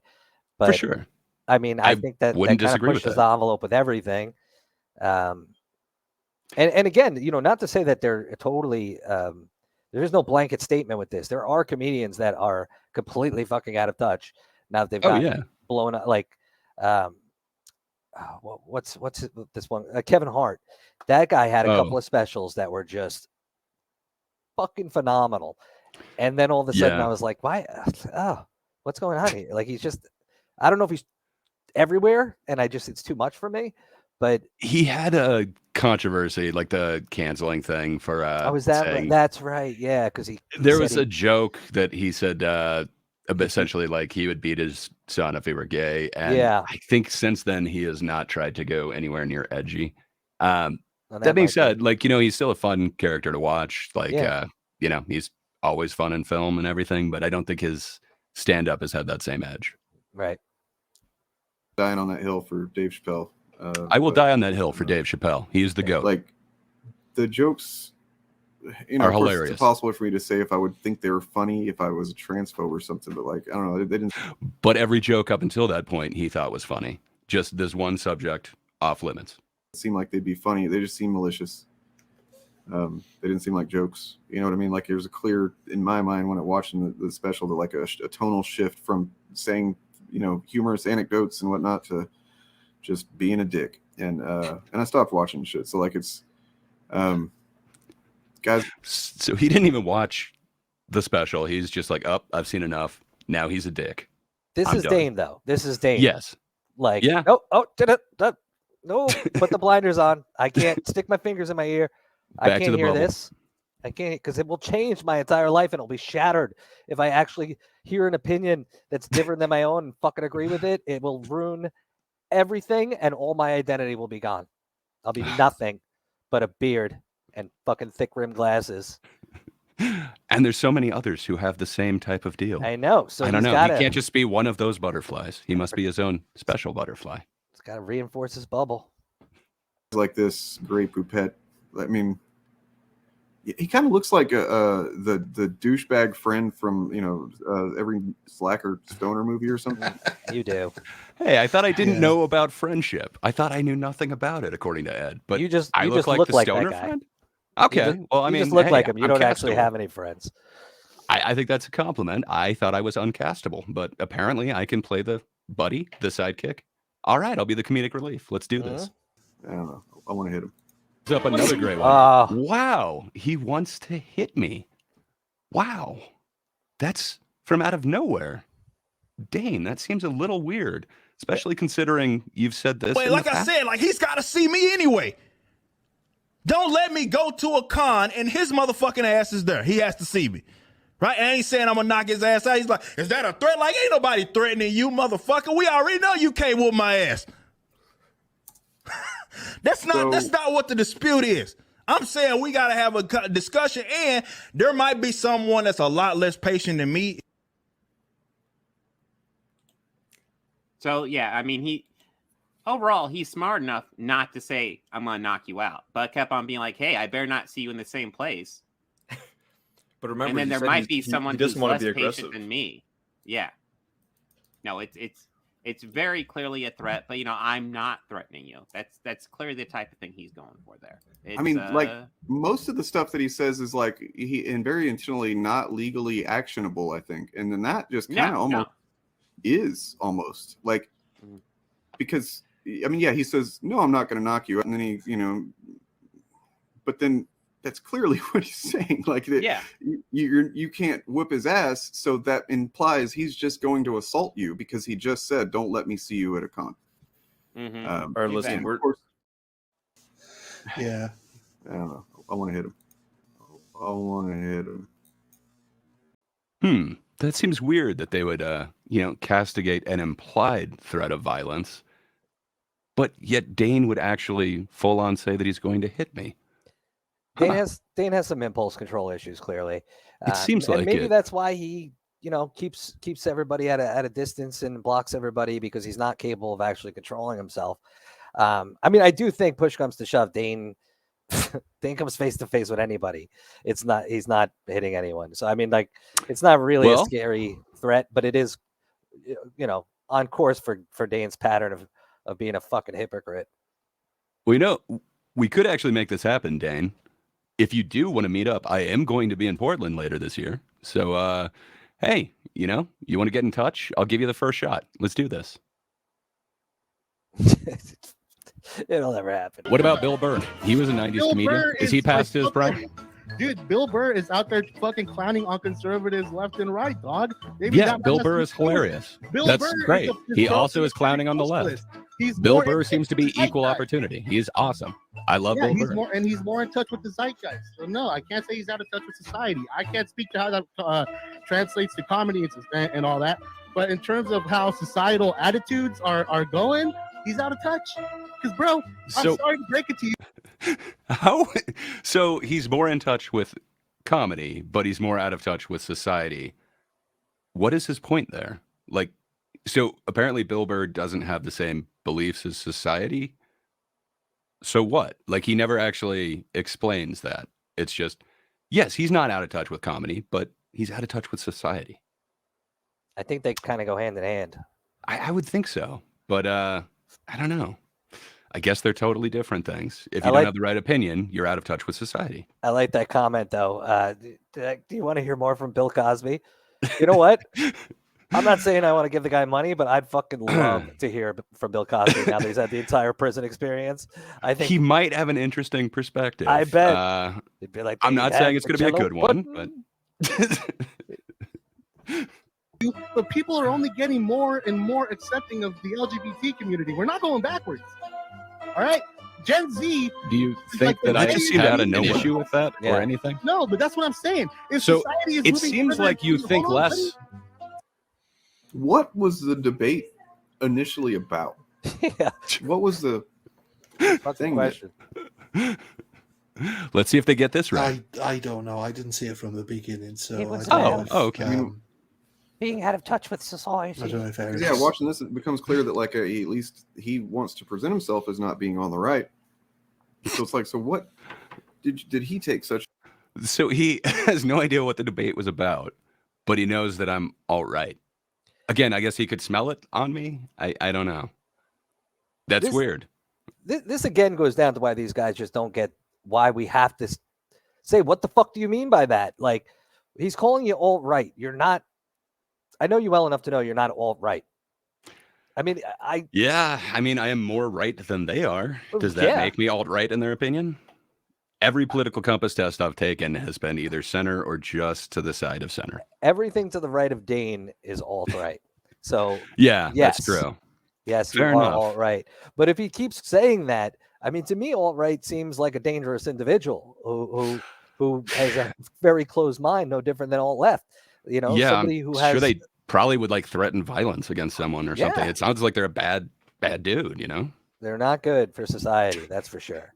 And that's issue you. with Ed with that he was like, did he just stumble upon the initiative in general and decide he was going to fuck with us until he couldn't fuck with us anymore? Or?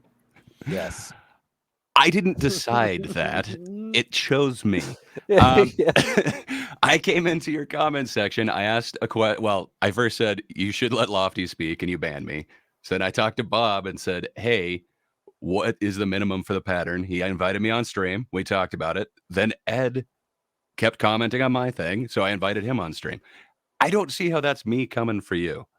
I mean, I was making a video about you back then, so I mean, it's maybe, but I was invited on before I was doing the video. It's a bit of the chicken and the egg situation here. At a certain point, it's like, all right, who started it? But who gives a shit?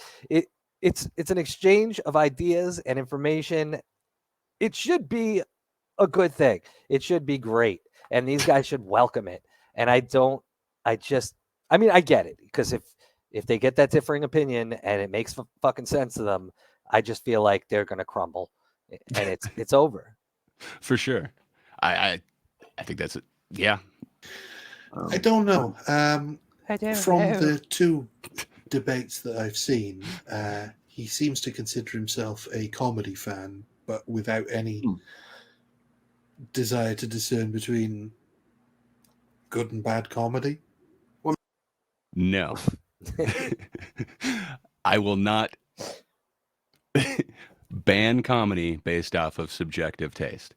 Either it's all okay or none of it's okay. It's not good or bad comedy. Yeah. That is subjective. I mean, who's not a comedy fan? Like, that's not. But identify. No, what I mean is though, his defense in his debate with Bob, his defense of I think Chrissy Mayer, is she the comedian one? Was that she's allowed to be as racist as she wants on stage because they're just jokes. That was completely my argument. He completely encapsulated exactly what I was saying. I don't know. Like, are these guys like intentionally doing this, or do they not even understand?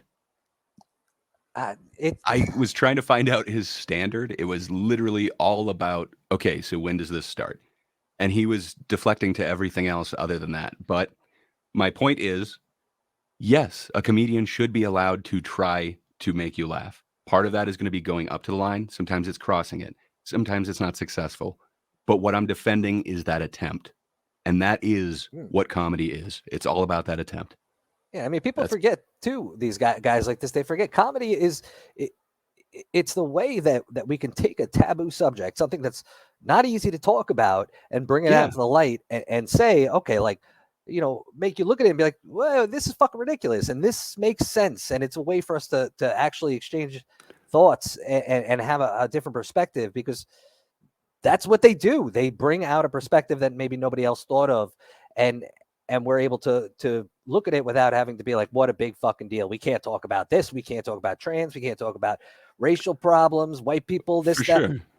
But when you bring it out in a way and you joke around a little bit, you get people, you know, a little calmer, and they can be like, you know what? Yeah, like, okay, that makes sense, or it doesn't. And if you don't listen, you're never, even if it's an opposing view and you never listen, how are you going to hone your skills and your argument to fight it and to combat it? It just doesn't make any fucking sense to me. Yeah. I mean, comedy is about, you know, it is a way that you could speak truth to power. And I would think that these guys would be for that. But instead, it seems like there are certain groups or certain topics that are too powerful to talk about, that just cannot be approached at all. And if so, it now makes your comedy bad. That's what I have a problem with. I would like them to explain what that is, why that is. I know they'll never do it, though. I don't think they can. Yeah. And his argument here appears to be that Dave Chappelle is still funny, and he's not out of touch, which... Okay, he got that argument correct. I mean, I don't know. It seems so obvious to me that mentality doesn't work, because if he's saying that something is comedy, so it should be allowed, and then people are saying, but it's not funny and it's actually hurtful. Well, it doesn't matter. It's comedy. It's allowed. Well, then what if I turned around and did the same thing to him? Except I'm like, I would say that is acceptable. It's saying all something acceptable, specifically or hurtful none to of him, it's or people that acceptable. he cares about, or something like that. Well, then it would be different, surely, right? Make fun of my mom. Do it. Yeah. Make fun of my family. You've already called me alt-right. Your chat was calling me a Nazi. I don't know. I have no problem with that. It's all okay, or none of it's okay. You don't seem to understand that. I disagree with you, Dane. This coming from the guy who's making fucking memes, or at least retweeting them like it's clockwork out of his account, shit talking anybody he disagrees with and goofing on them. It's all okay. I would think so. I've seen him do some awfully spicy stuff. Yeah. If he was really worried about, something being too offensive, I think he would have thought twice about a lot of the things that he did. I think he just has a double standard, and he holds certain categories as, say, like sacred cows or something. Well, he's like Bob. What's a word that Dane and Ed use all the time? He's like he's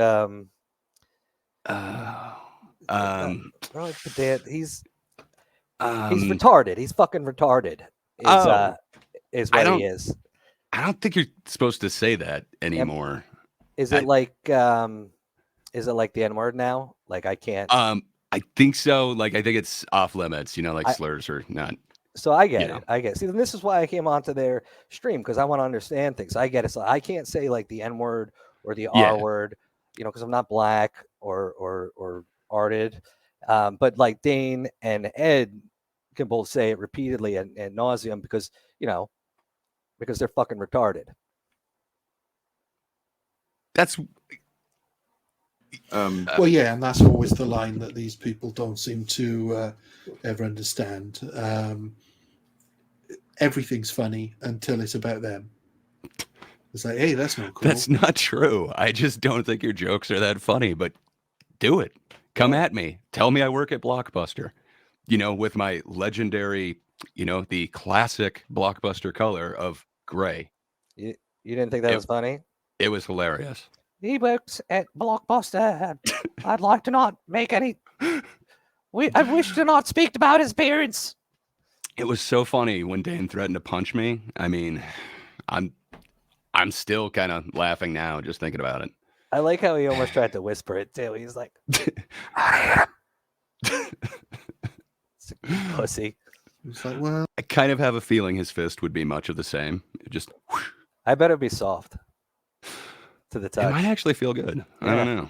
I'll take it. You didn't have any problem with these jokes about all these other groups. Why? No, I I don't. did see that part of it. And Go it's ahead like, and mock that's me such too. a weird example to go back all the way back to that. I mean, honestly, it kind of says a lot that if that's the example that you have to use as far as someone who got canceled, because Well, Ed's argument was that cancel culture doesn't exist because these comedians are still making money. I don't know. It just seems weird to then say, okay, what about these people who aren't in this thing, aren't still making money? They were canceled. I don't know. Ed agreed that she was canceled. So I don't know. I'm not defending her, but I think using her as an example that cancel culture is real, I don't know. I don't see why that would be off limits. Yeah, I remember when that happened with this girl. I don't really know who she was. I just remember Yeah, seeing same. it. I don't think Like, anyone did. yeah. She only became famous because of this. And I was like, what a terrible joke. Well, infamous, I should say. Like, yeah, it was definitely a racist joke, but it was also just stupid. Like, it wasn't funny. No. I bet you if it was funny, she probably would have had a different situation. Probably. She And just with it being wasn't like funny. 10 years ago, I don't know. I mean, it you was clip- kind of the Yeah, I'm sure you could dig deep enough and find jokes that I've made in my life that are not fucking funny and would land wrong. It just didn't happen to be blasted out to every goddamn person in the world. And again, I'm not 100% defending what she certain said. same. I'm not defending the girl, but don't ruin a girl's fucking life over some stupid joke. Yeah, I think there needs to be some way of getting forgiveness or atonement. And I think that's the problem with this cancel culture. It's not justice and there's no atonement. It's It's just it's control. Yeah.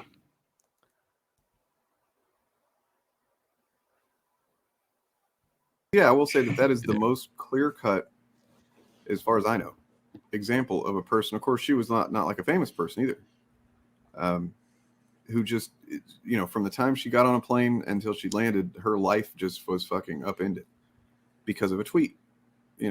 But when was that? That was like 2014 or something. It feels like a long time ago. Forever ago. And that's, when they talk about cancel culture, they're talking about famous people and like, yeah. Remember when they canceled Society is moving further.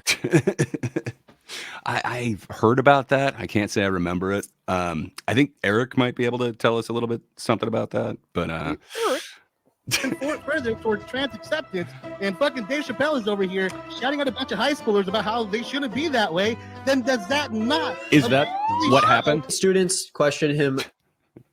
So I didn't deny that this happened. Again, it was the framing that Dave Chappelle went there to yell at students. Yeah, I think I remember this as well, and I think they were like ribbing him a bit, and he was like, "Fuck these kids!" Like I could tell these kids off in 2 seconds. He probably just got tired of hearing this shit over and over again. It was like, I think they actually say it at one point where he says like, I made more important decisions in my life than you made before fucking, whatever, however he expresses it. But I was like, yeah, that's hysterical. Yeah, I don't think I would have said everything that he's saying to high school kids. My objection wasn't that this incident never happened, just that he went there to yell at some kids. Like, I think that Ed keeps doing some dishonest framing, and I just wanted to point that out. But he wouldn't actually listen to what I was saying. Right, like he was there for a particular reason. It wasn't like Dave Chappelle woke up that morning and was like, it was like, you know what I got to do? Yeah. It's almost lunch. I got to go yell at some kids. Yeah, I'm hitting every middle school in the county. Oh shit, this one's a high school. Oh well, Yep, I'm doing it. Doing it.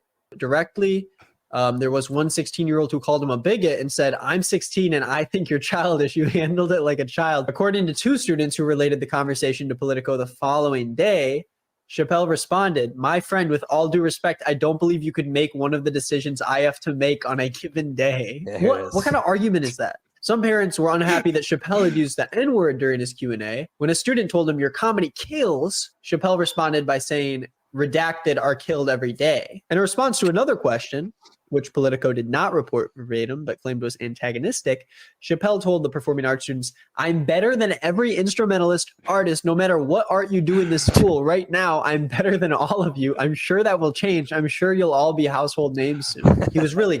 I mean, he offered, a chance. He said, I'm sure it will happen. I mean, it could. Kind. If only he had acted that way the whole time. There was no reason to be mean to us. He was just laughing at kids. I'm sure. I gotta find that clip. I remember when that came out, and it was really pathetic to read. Yeah, it was such a weird thing for. I also want to point out that like So defending weird. something to the point of like not accepting that mistakes can be made is a pretty bad position. Like this Gray's position is that all comedy is allowed because of free speech, but that doesn't mean that it's all a good take or that everything that is said it should be said or is appropriate or is the right thing.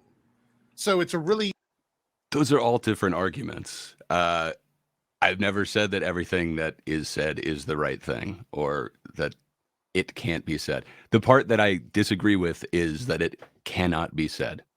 I just think it's all acceptable or none of it's acceptable. It's not that hard. It is essentially the generality that I tried to get Ed to accept. But it was too general, and I just don't see the specifics of certain things being off limits. You should have said like everything you guys say is right, and that would have been. He could have agreed. Yes, I know he would have agreed with that one. weird place to put your feet in the sand and go, it's comedy. Boom. You know what I mean? Well, like it's such a weird stance. Sorry. I've always taken in several things that I've taken issue with cancel culture, and it's like, or the idea of it. That he doesn't wield all of social consequences. They've always existed, you know. Yeah, you could be put in the stocks. Apparently, that's all good. That's just a social consequence. You know, a mob deciding that you did something wrong and you can't wait for a trial, so they're going to evict their own revenge. But what's a mob? Exactly. Nobody knows. It's too general. It's a fucking mystery. Yeah, I mean, no, I'm go ahead. I lost my train on that one. The really the only thing that is different now compared to any other time in history is, you know, internet, social media. It, you know, allows us to let everybody know that Now they're global witch trials, not just local, regional. somebody fucked up. And that's what it really is that's what drives this, you know, oh, we got to stop cancel culture. It's like, so they're just really driven by fear of shame for their own actions. Well, yeah, because the other consequence of cancel culture is the reverse. So you've got a lot of people pointing out how you shouldn't say that, you've said something bad or you've done something wrong, but then you've got a lot of people springing to their defense now, which you wouldn't have previously had. So true. Yeah, it's pre-social media. Yeah, pre-social media, if you did something wrong, you might be sort of shunned by friends or family or acquaintances. The town folk with whatever, pitchforks, and torches. There would be nobody there to defend you and say, no, it's fine what you said. That's not racist.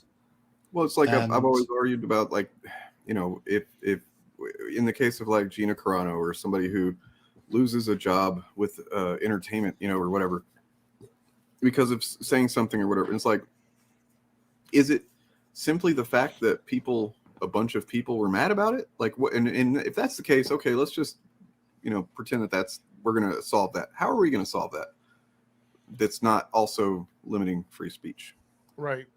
You know, there's literally no logic allowing there. Like, okay, so you're saying that people aren't allowed to say the same opinion when they disagree with someone's speech. These fucking guys, like, they're not. They sit here and they fucking pretend like it's like, oh well, you know what?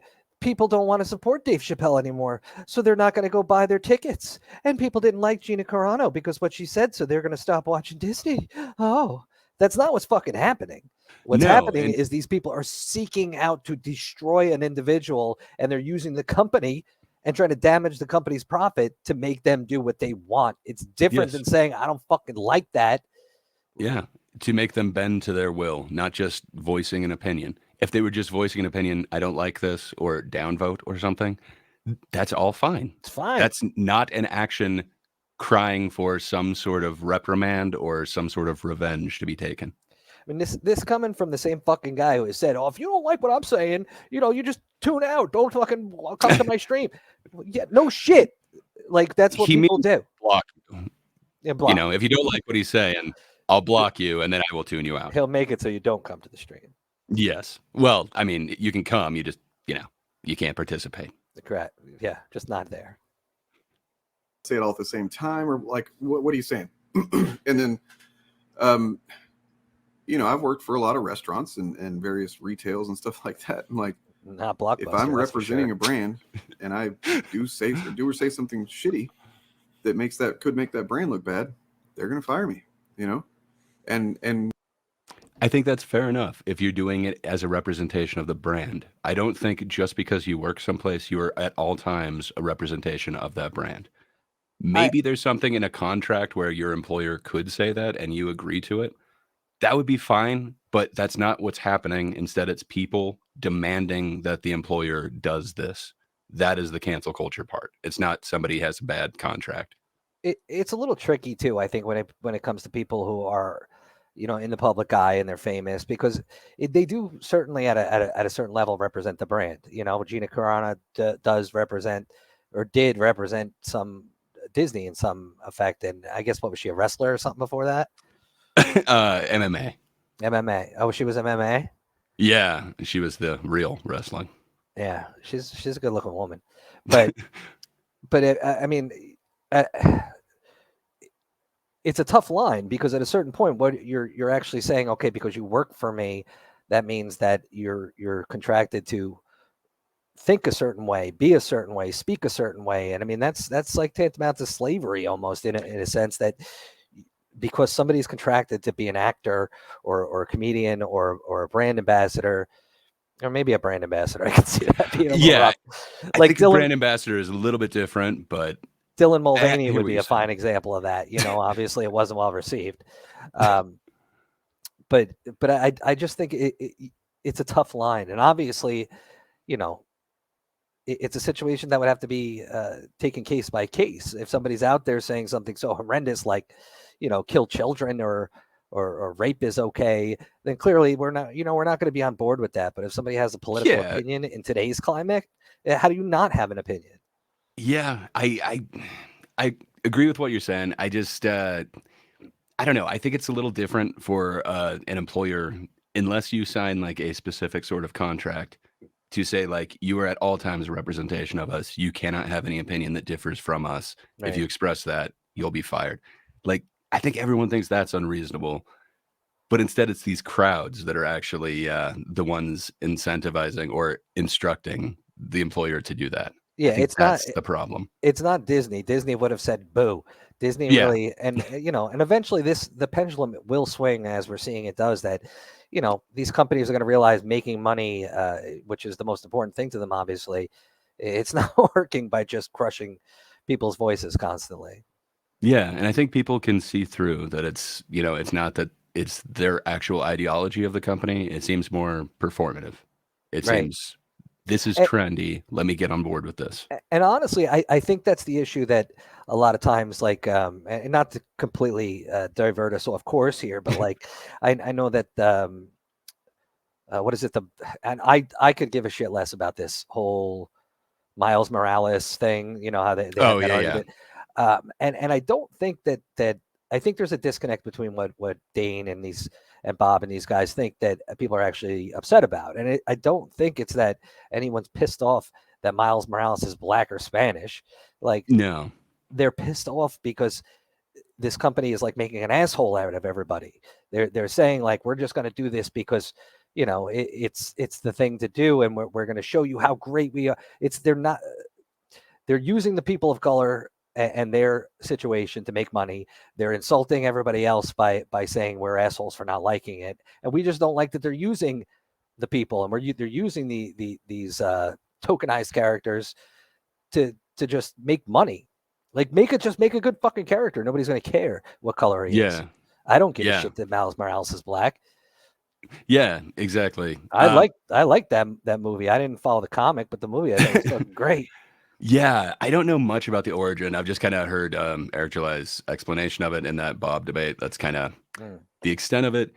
If that is the case, that he was just created to tick a box, it seems like it really is kind of a representation thing. I don't know. That seems weird. Also, I guess he was using the same mantle at the exact same time. He was just calling himself Spider-Man. I don't know. It's too deep in the comic It book seems world like, for me. for sure. It just seems like the character has definitely evolved from that. Into the Spider-Verse was awesome, and he seemed like his own character, and it seemed like they changed up the story a bit from what I understand to, make it seem a little bit more fleshed out. I liked it. For sure. It's weird that there's this sudden disconnect whenever it becomes about an actor or whatever. Like they somehow, unlike everybody else in any other profession in society, actors they're beyond that. Comedians, they're beyond that. Well, I mean, he's acting as if there should be no social consequences to saying something stupid. Yeah. Or racist. I would like to know what so who gets to decide what is stupid? So I'm saying that comedians should have free reign to be, the pressure release valve for society.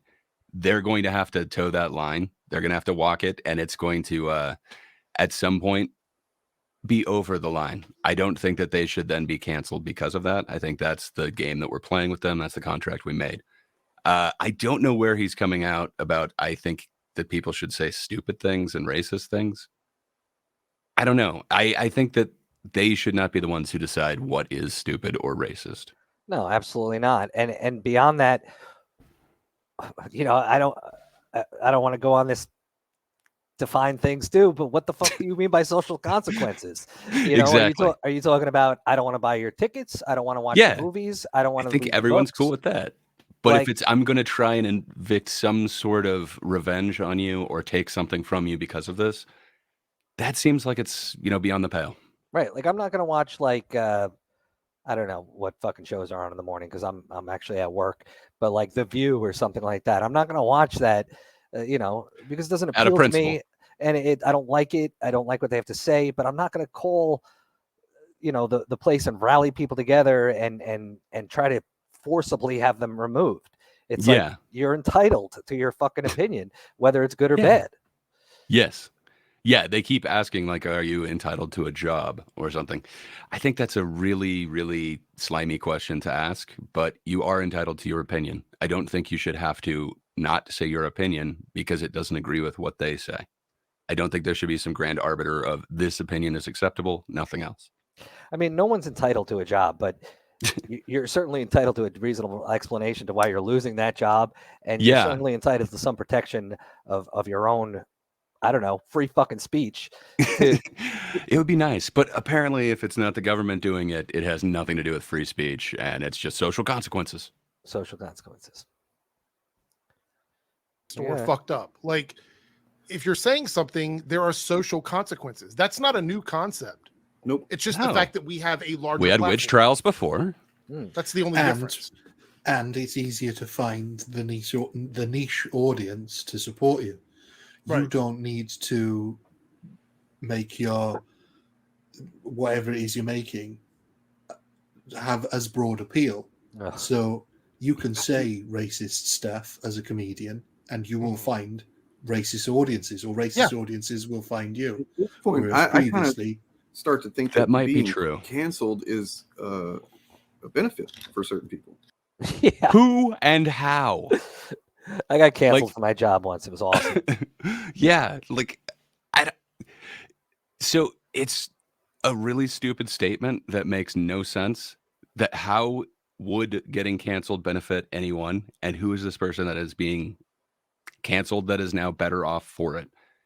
If he's going to mention that like cancellation attempts were unsuccessful, like Dave Chappelle or whatever, I don't know. That's just, I would like to see him try and back that up with any sort of evidence. He got paid ahead of time for all the Netflix stuff. He hasn't released a special since then. People have tried to cancel him. I don't know how he's better off now. And same thing with like any of the comedians who were actually canceled for a bit, like Louis C.K. or like Roseanne. I don't see how they are better off. Just because they're able to like kind of rebuild does not mean that they are better off. Yeah, being canceled proof is not necessarily that you're totally unscathed. And I mean, I'll go back to him again, Kevin Hart. And I completely forgot about that cancellation situation with him. And I know he has had some pretty edgy jokes, but clearly it affected him. I mean, it didn't affect his pocket, but it certainly affected his comedy and his performance level. You know, you can see when the guy is taking jobs and doing things now that there's a level he doesn't want to go past, because Yeah. you know, at a certain point that becomes part of it too, is that you're not just censoring or making these comedians accountable, but you're making generations of comedians afraid to come out of their bubble and make jokes that may get them canceled before they even have a name big enough to push past these kind of things. So you're not just silencing the comedian, you're silencing a generation of fucking people and making them terrified to say anything. And I mean, in this country, we're lucky enough to where people can sometimes get past this cancel culture. In other countries, you know, you get arrested, you get fined, you get destroyed or locked For up. sure. You know, Michael Malice has this amazing book called The White Pill, but he talks about it. You can find a lot of his talks online, but he talks about the fear that, you know, just everybody will be reporting on everybody else. And, you know, once somebody is labeled like an enemy of the state, I can't remember the exact term, but, you know, your spouse would then be labeled an enemy of the state and nobody could take you in. And then it just creates these orphan children. It's just so crazy. I don't know. I just, where it leads to seems like a very, very, I don't know. I can't see how they'd be in favor of going that direction. It's where does it end, and who draws the lines? Yeah. Hopefully these three fucking lunatics. Because well, I mean, they're it'll not just be here for them. the specifics. They will just zoom out and tell you what should be done. But you know, that's for somebody else to come up with later. Yeah. Like, you know, there are definitely people that have had a kind of new, you know, life breathed into their career that they wouldn't have had otherwise. Who? You know, he's going to give an example, right? Like, he clearly won't just say this. Yeah. It's absurd. Anyway. It's absurd. Oh, okay. Yeah, I mean, that's probably, I don't know, it's probably a good idea, but like then we can't even get kids to learn about fucking history the way it happened. So. Yeah, sadly. Yeah. Let's see. We got. I think another way too probably, that you can we'll look at hang out another the few minutes whole or something. cancel culture, accountability culture. Like, we're looking at a lot of it now in you know, current pop culture and actors and companies, but you know, if you actually take it back a little bit and look at, like, you know, our history and inventors and scientists and the ways that we view the world now, these people were attempting to change the world, and they were canceled, and it stifled you know, where we would have been in life and culture, for sure, to a certain extent. I mean, look at somebody like, you know, like Tesla or any of these guys. They were canceled into fucking, you know, obscurity in some cases for years. And if we didn't have a bunch of assholes telling them that that's against this and this is against that, then where would we be right now as a culture? I mean, it's the same thing, except it's thoughts and words, but it you know, it's the same principle. I mean, some of the great inventors were canceled, and it really sucks that you know, we discovered it later or it was accepted later. I don't know. It has been around for a long time. Maybe it was in a different form and it wasn't so global, but was it ever a good thing? And just because something exists, should it exist? I don't know. I don't think they'll actually go into that. No. Just like he won't say anyone who's actually benefited from being canceled. He's just saying some people. I don't know. It feels like a generalization, and they refuse to actually get specific on anything. Well, I kind of feel like I may have benefited from Dane canceling me on his stream. You know, I guess I did too. I guess know? I have benefited from the block. You know, Lofty made that video. That was kind of cool. Sure. I enjoyed that. So, you know what? He is right. Something that I'm going to Okay. hang out with my girlfriend and be lazy for the night. Sounds good. No, a change of plans for How him, does because that that's fucking matter? He not fucking his usual did a act whole himself. auditorium thing, and then he fucking had a bunch of kids fucking come up and like talk to him about the trans issue, and none of them were fucking like friendly towards him, and he started getting really pissed off about it. That's what happened. Yeah, I don't think anybody. that's I think not exactly what happened. It too. listen, the details of what happened here and there are irrelevant because this conversation is about The details are not irrelevant. The details are irrelevant. Ed. That is the dumbest thing I've ever heard. No. Details are irrelevant. No, just listen to me. I've got this feeling, and you just need to listen to this feeling. Okay, I got a little animated there. You did. That's funny. It was a, No, it was a you're little not. You're overtime. literally trying to. You literally said the details don't matter. That is the opposite of specific, Ed. Because the conversation we're having is not about Dave Chappelle, bro. Exactly. You try to pull it back to Dave Chappelle. It's like, well, I mean, it was a that's what they do. comment that he They made about zero Dave in Chappelle. on a thing and like, as if that's It's going like- to solve.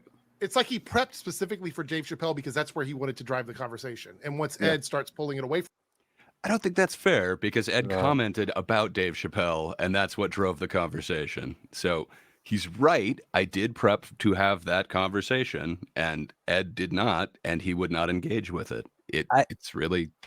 I thought it was clear. I think Andrew Clark actually, when he was talking with Kitteh, ThatDarnKitteh, which anybody check out that channel as well. She's amazing.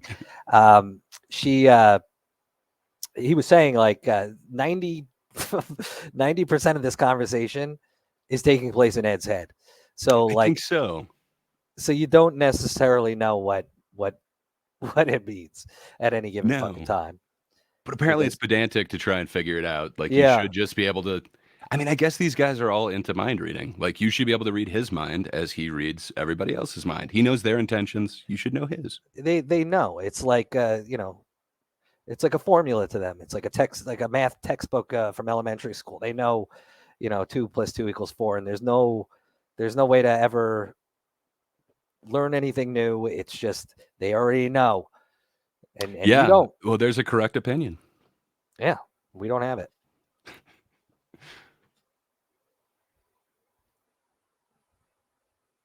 I think it's playing. It says it is. from that, he gets There a we little go. worried because he's like, I don't know about all this other stuff. So it needs to be about Dave Chappelle. That's basically it. Not only that, but when you're having a conversation, the very specific details don't matter. It's the broader. So Exactly. what Ed said then was How, when the broader details are Dave Chappelle is out of touch?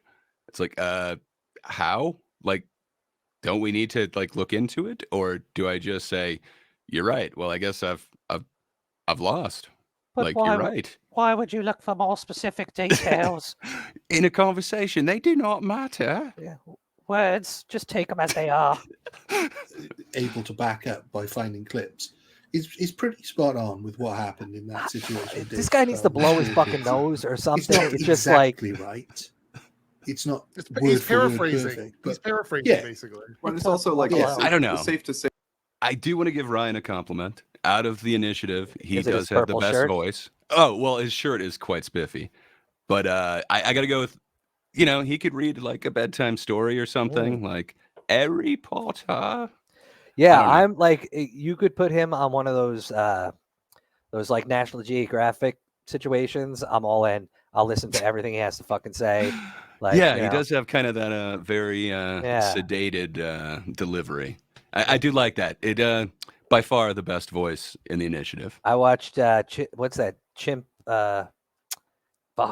Chimp Nation or something like that. It's a new Netflix thing. It's Oh horrifying. yeah. I Don't saw wa- that. I didn't actually watch it. Oh So my god, don't horrifying? watch it. They name Okay. every fucking chimp, obviously, and then they there's one called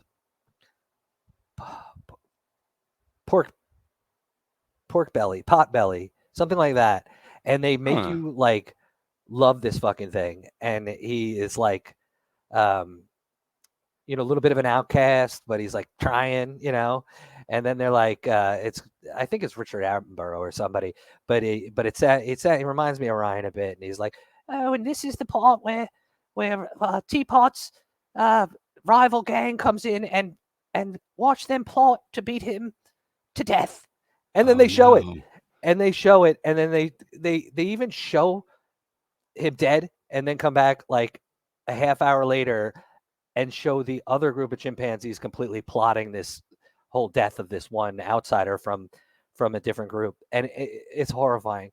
Wow. But that's what his voice reminds me of, is like like there they go, and they're going to attack him now. I gotta be honest, when you were talking about like the potbelly ape, I thought you were making a veiled reference to one of Dane's favorite sayings. I'm not a I racist. thought we were going a different direction there. I'm but, not racist. I wouldn't say that. Wow, that sounds intense. I don't know if I could handle that. I get way too attached. Like, I remember watching this hippo documentary where there was this baby hippo and this mother, and she tries to introduce it to the existing like tribe, and it does not go well. No. And it is the most scarring thing I've ever seen. I cannot. I can't deal with a lot of those nature videos. Nature is way too cruel. There's another one, and I'm not going to go into it because it's just way too fucked up. But I'll tell you another time off stream because it's just so upsetting. I can't even really get to the story without crying about it. But that chimp one sounds awesome, but I don't think I could handle it just for what you explained. Well, I watched it with my girlfriend. She has like a strict no death for animals. In movies or television. So we've never been able to watch Yellowstone because in the first 5 minutes, the horse gets shot. That is pretty intense. That's not the only animal thing in that show, too. It's yeah, I can't do it. And I don't think you can. She works for a veterinary company. She's like in that field, and you would think she'd have a little more empathy, but she well, isn't it like too much empathy? Yeah, maybe it is. Maybe they're just for animals though. But yeah, she's never seen like I Am Legend or anything, so we have like a very limited amount of things. And I got her to watch this fucking chimp thing, and we got like a good 30 minutes in, and she's like, "Look at the baby chimps," and their like faces are like, "Brah, brah, brah." And then it's just like, nope. Pork pot or whatever the fuck his name is, he gets beaten to death. Oh wow. Violently. Yeah. Wow. I don't think I can deal with that. Yeah, I guess we probably should get away from all this toxic masculinity and get back to this. But no more chunky monkeys for us. Dave Chappelle did get into a really fucking embarrassing from the outside argument with high schoolers. And Dave Chappelle did, apparently, based on several accounts, kind of fucking chest bump, himself in front of high schoolers. Like, "Oh, I'm better than you." Whatever. Like, none of that's a good look for Dave Chappelle. That wasn't my argument. Sure, it's Greg not a gives me good that look. vibe, like, he just when said that he went there to yell at kids. 5,000 word essay. He's like, "I need 10,000 words. I need more words." So I kind of spoke over it. Words. I kind of spoke over it, but he's like, this is a kind of guy who wants to describe more and wants to use more words. Okay. Why is that a bad thing? Like, I don't know. I personally think want you to would be be specific. fine. You'd be fine with less words if you just knew what all of them meant when Ed was using them. Yes, actually, here is how my debate with Bob could have gone. Like, yeah, of course, if somebody is always X, then yeah, they would be X. It's baked into that question. That's why I'm trying to find out, okay, if they just say this a few times, like 3 times, is that a pattern? Again, it's a pattern, right? Like once, okay, weird. Twice, kind of getting a little weirder. 3 times, it's a pattern. Yep. Yeah. Like, yeah. I don't know. 3 times is a pattern.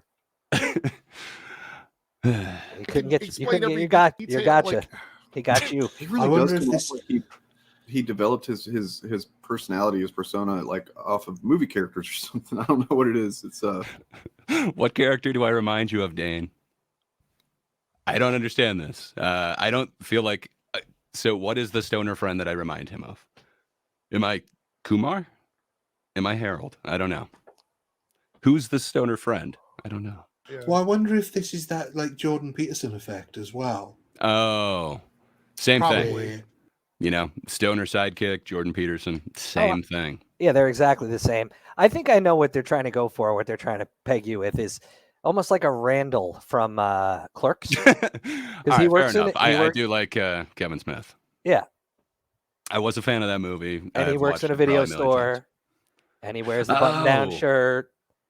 Damn, is that how they knew I worked at is that how they guessed I worked at Blockbuster? I mean, that's how I make my connections for people's employments by whatever movie characters they remind me of.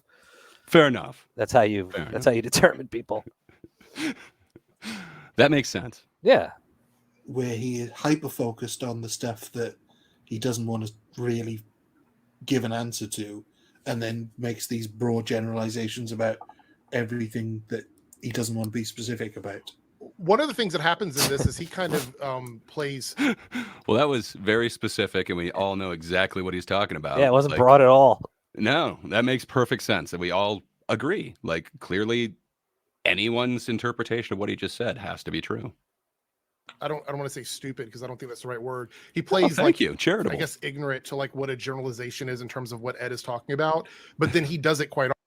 I know what he's saying. I'm saying that doesn't make sense to say every 90s comedian is just out of touch, and that's why they're actually claiming cancel culture. It would be like saying every black guy is a violent criminal.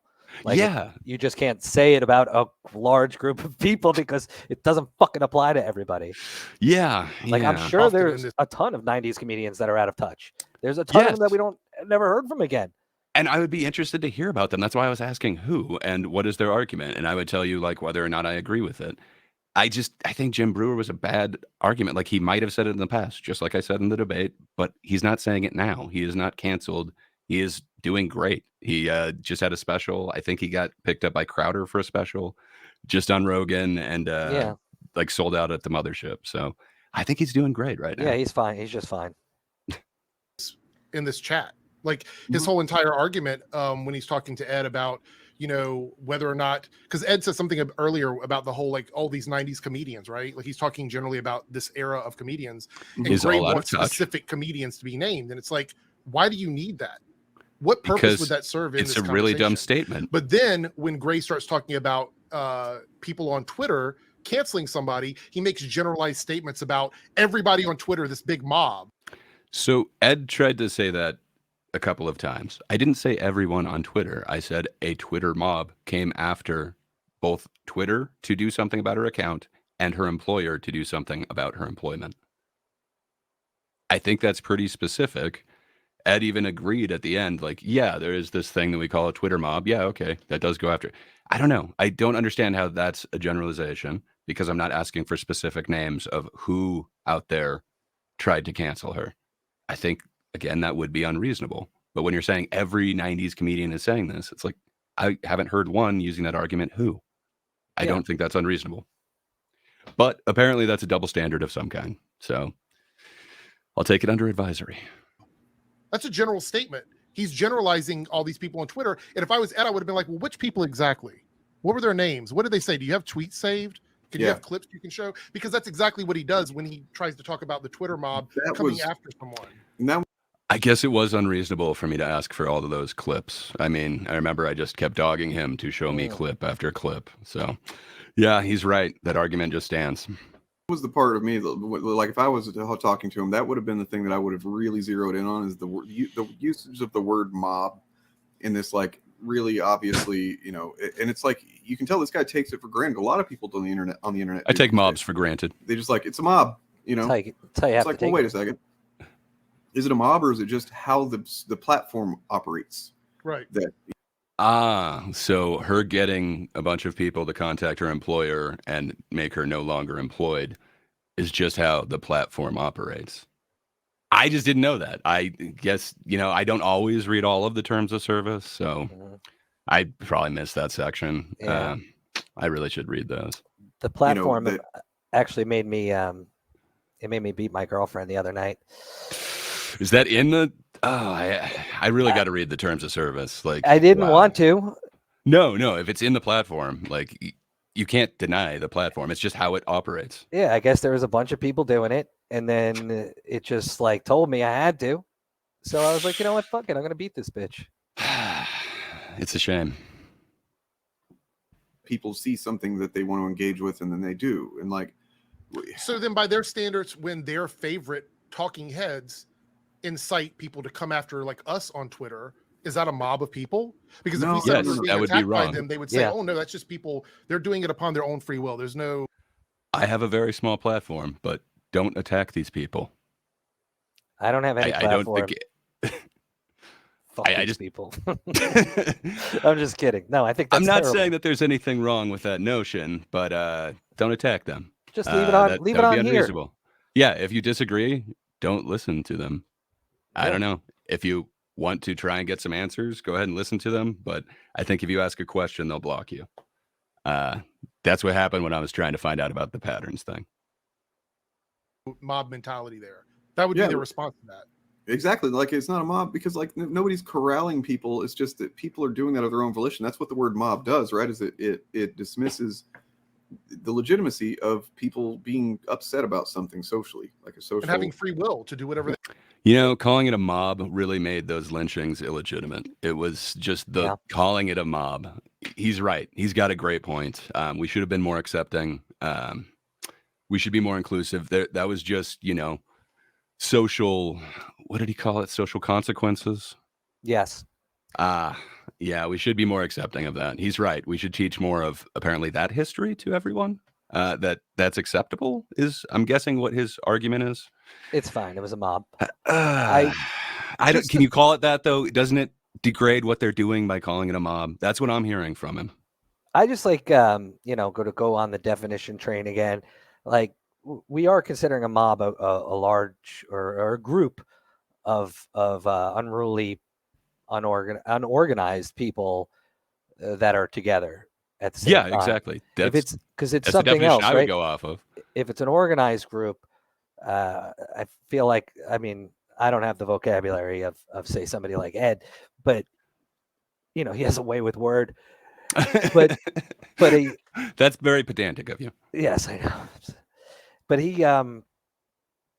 you know, that would be something completely different if it was an organized group of people attempting to do something.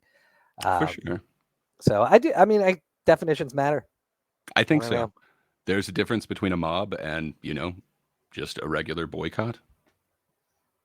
While I don't agree with the boycott, I don't think the boycott is doing illegal activity. I think a mob, by definition, is not going after legal means. It's some sort of extra justice in their eyes.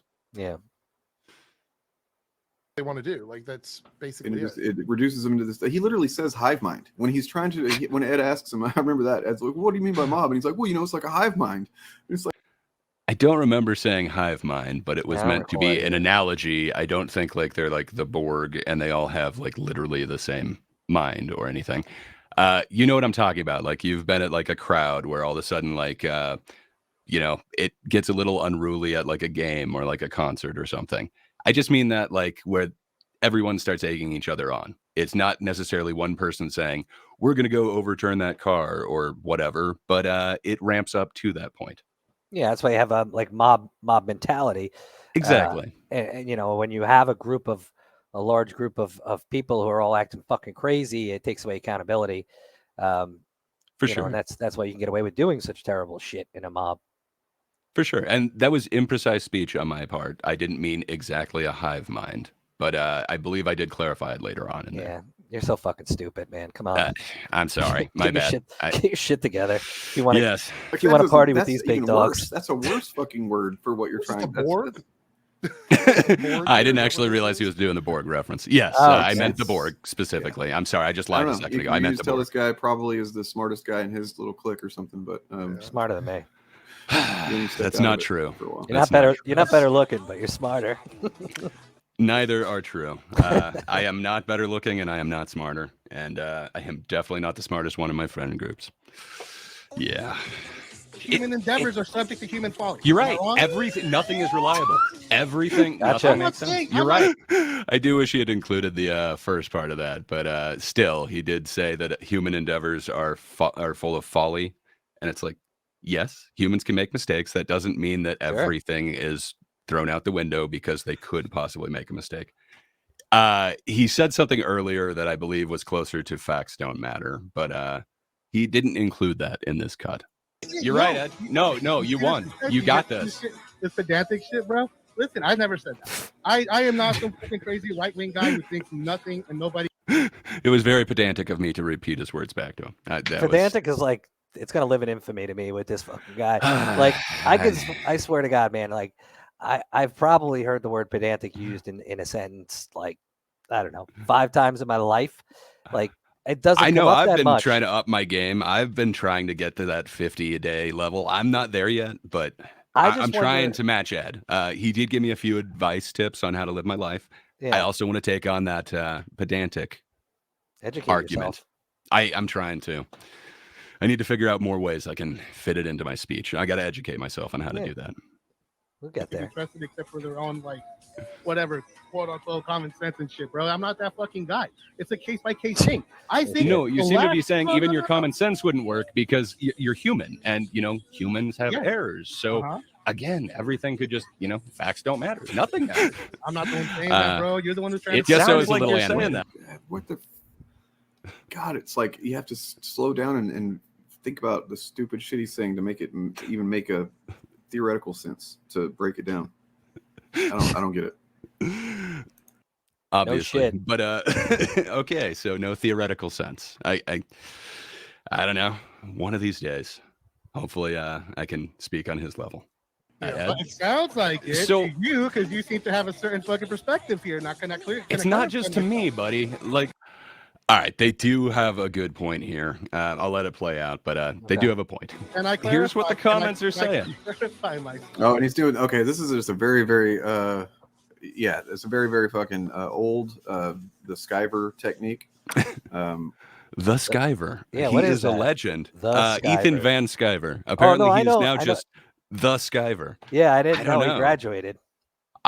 Is that like what this version of it is? The Skyver? Is it like the Batman? We Yeah. don't have to say like Batman or anything. This time it's the Skyver. The Skyver. I don't know. I kind of like it. It seems like it gives him more gravitas. Like if I it. didn't know who he was already, I would feel like that's like some kind of badass, like the Skyver is coming. It's the Skyver. Skyver. Skyver. Maybe we should get a super cut of Sure. Ryan saying the Skyver. The Skyver. Where honestly, I'm surprised that Eric July doesn't do it. At least maybe he did. Reading comments during the debate. Yeah, you don't do that. Right. I was trying to say that they do have a point there. Yeah, he's kind of has a point. I should have had a conversation with Ed ahead of time to find out how he wanted to handle the comments. Since we did it on both of our streams, I could see his comments. I think he could see it too on his screen, but he couldn't select which one to come up. So Yeah. I believe we could both see it, but I was the only one who could display it. I probably should have checked with him to make sure he was okay with the displaying. I didn't do that ahead of time. So that's definitely something I want to do with anyone I talk to in the future. That is a point. Well, it would have been more fair had I done that. you're a piece of shit. So It's like, true. Alt-right. I didn't expect anything less from alt-right. Shouldn't do that. Oh well, a lot of people on the right do. Yeah, no, I know they do. And alt-right. another thing Yeah. is that Alt-right. who's to say that Homer Simpson 2258 isn't just one of their friends commenting in the comments? He is. Homer is Well, not awesome, only man. that, but It's my dad. Why are you Gray talking didn't shit on say Homer? that facts don't matter. No, Gray yeah, said that's and a then straw man that Gray created. Yeah. But And they then know that someone in if his chat you get repeats a meme it. out of it, then that's what's going to stick with people, right? And that's what the right traffics in memes. They do that pretty well typically. We don't That's traffic true, in memes, We're Lucifer. just better at it. Well, I mean, the meme minds are ripe. We've got to harvest the memes and then we traffic them to get them to, meme distribution centers. I mean, just because we've got better meme distribution, I don't know.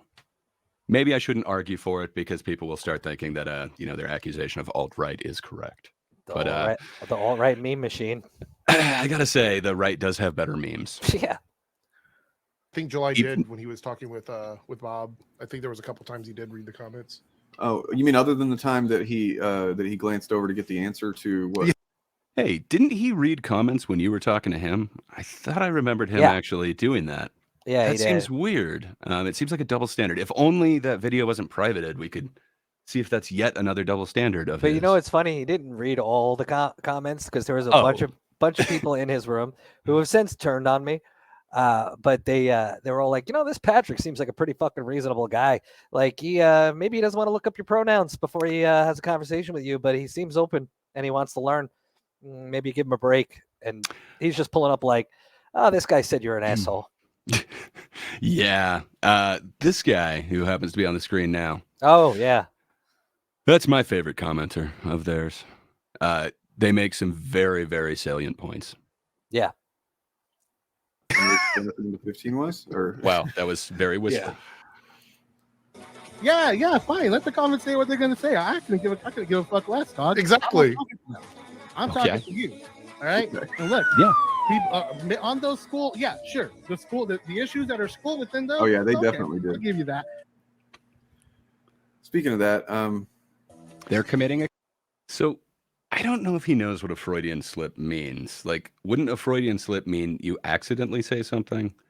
Like, I don't think this even qualifies for it since I'm outright accusing him of it. Like, I could be wrong on this, but I don't think that's a Freudian slip. It's just, hey, this seems like a trap. Why are you doing this? Not like, why is this trap? I didn't mean to say that. Like, I don't know. It's just kind of weird. I don't see how this would be a slip when I intentionally told him, like, hey, this feels like you're making this trap. Go on. Just finish with it. I don't know. It's not a Freudian slip, but could be I don't know if he understands words. Yeah, I guess that's too pedantic of me. I should have just understood what he meant. Karen. I love that you're trying, Mark. I love how hard. you know, I hate to call Bob out like this, but Bob, come on, man, where's that at? No, I should just download it and edit it myself. Yeah, Bob, like, where is that Adam and Sitch He worked debate? on an edit of the debate where it had both of our ends in one video, I think, because we didn't put our faces on their stream whenever we debated them. So wait, they recorded their faces? They just didn't actually share their cameras with Adam and Sitch? Okay. Yeah, I want to see their faces when they're too. moving all those goalposts and dodging. You know, it's always fun to see Bob when he just kind of won't engage with something, just has to pivot. Oh my He's got that God. move down. I You got to see his face. He is so focused on pivoting. Yeah, I can watch Bob for like hours. Honestly, just the guy is everything he says is solid gold to me. You know, it's like another thing. That's weird. Like it's just gold that just blows from his mouth at all times. And then I love when he's like, "Whatever you think, Dane." That's my favorite one. I think that's kind of where some of those puppet accusations come from. But I don't know. Prove us wrong. We need to see both of you at the same room at the same time. I don't know. Yeah. Or maybe that wouldn't prove it wrong. I don't know. Well, it depends. If Bob's sitting on his lap, then Yeah, I'm not sure. I guess you could have a little tiny set for Bob and then the one for Dave. I don't know how it works, but it's just a rumor, unverified. it's funny because it goes back to that stream again, which again it's hidden forever. It's somewhere with like the Ark of the Covenant, but in the middle of that, like I was again genuinely asking these things. I was like, listen, I thought that cisgender meant something completely different, which because if it's not explained to you, it's very easily, Yeah, I something could you don't understand thinking like system or something like that. Like, what's cis short for? So they started to explain it to me, and I said, oh, so it's like normal, and meaning it's a different normative, like just like what the average. Yeah, and maybe that was not like the most politically correct way to say, oh, like normal. But anyway, the point is Bob goes, yeah, normal. And Dane is like, no, it's not normal. That's not the right way to say it. And, oh, no, not normal. No, I don't mean normal. I mean whatever fucking Dane just said. It's like... He has a few examples of those. They did take down most of them. I know. But yes, I've seen that move a handful of times. But I don't know if it constitutes a pattern because I don't know when a pattern begins. But I have seen that before multiple times from them. Whatever your opinion is. Yeah, and he just hasn't had a lot of room and time and stuff to deal with the upload, and so I've been nagging him about it because I was under the impression that it probably looked like a train wreck, like. That we didn't come out looking too good, not by any fault of our own, just by fault not any fault of your own. Sometimes his impressions are correct, though. Sometimes. Yeah, part of it. But Bob said it wasn't that bad. So I'm kind of interested to see. I really don't know. I don't know about Bob's impressions, though. Yeah. It wasn't that bad all the way through. For a minute, there was like a glimmer. Remember I told you at the beginning of this that I have this thing. It's a fault. I give people the benefit of the doubt. I do it on repeat. Like my ex-wife, I give this crazy bitch the benefit of the doubt every single time, and every single time she lets me down, and I just repeatedly do it. People are like, why are you giving her a chance to act like a normal person? Because I have to. It's like built into my system, and I do it with these guys, and it's just. I tried to give them the benefit of the doubt. I listened openly to them talking to Sitch and Adam, and I thought it was going good, and then all of a sudden it just didn't. But maybe if we could see their facial expressions, we could understand more. I'd like to think that, yeah, you're totally right. I would like to see those facial expressions. Maybe that would give me more benefit of the doubt for them. But I'd like to think that I learned about them through that debate. I think I gave them the benefit of the doubt. I came to them and asked them, okay, so I don't understand when this pattern forms. And that's when Bob asked me onto the stream. So I don't know. I'd like to think that I gave them the benefit of the doubt, tried to get them to explain it multiple times. And I don't know. Here we are. Yeah, what's a pattern? At this point, I see a pattern here, but I'm not sure when it formed. I don't know. Does that make sense? I think it makes sense to them. So what it looks like, that debate. Have you guys seen it? No. No, Right? It was a great debate. It was a great Valentine's Day. Right, I saw it when you did it, but not. That was Valentine's Day. And It was so romantic from the outside, really. So to be honest, I'm really sick of them because they keep popping up on my feeds, and one week they'll be arguing against a person for doing something, and then they'll be defending the person the next week based on exactly the same thing. So it doesn't seem tribalistic at all. It Yeah. seems like it might be on a specific issue. It's almost as if they don't take sides. Weird. Like, why would you do that? You must completely condemn, we must both be alt-right because we don't agree with them, right? Right. I'm assuming we're both not as left as them, so we must both be alt-right. Well, I guess that's unfair of me to lump you in with the accusation they've made against me. I'm sorry. I think they threw me in there. They said guys like that. Okay, fair enough. You are I thought they one meant of those guys, type of people. I thought they meant guys who shave the shit off of their face, and that didn't. But I could be wrong. I've been wrong before. Yeah. I mean, I guess he was right with his impression of the debate. So, people can go against their type sometimes. they're just desperate for views. Yeah. They're just desperate to be successful. My friend Greek, his channel name is One Species. He's been doing YouTube for quite a while.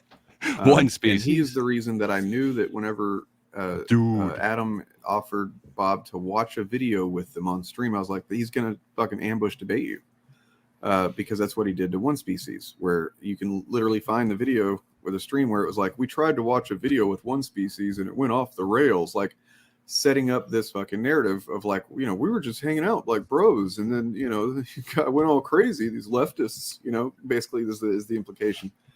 So they set up that narrative, but Dane also set up the narrative that they went there to trap him into it, and like it was not just something that naturally happened. I don't know. I just don't. Yeah, I don't like the way that they frame everything. That like, well, clearly this was intentional, and you meant to do this. Especially like when you're talking about Sitch and Adam. Yeah, these fucking guys, they bring everybody on. They don't care who the fuck you are, what your background is. I've seen the craziest goddamn people on there, and they argue if they don't believe what they're saying, and they want to, again, exchange ideas. Yeah, but they're not just like, he says it himself. They have someone on and they agree with something that they had said, and then a week later they're like, I don't agree with what you said because this other topic, because I don't agree with it.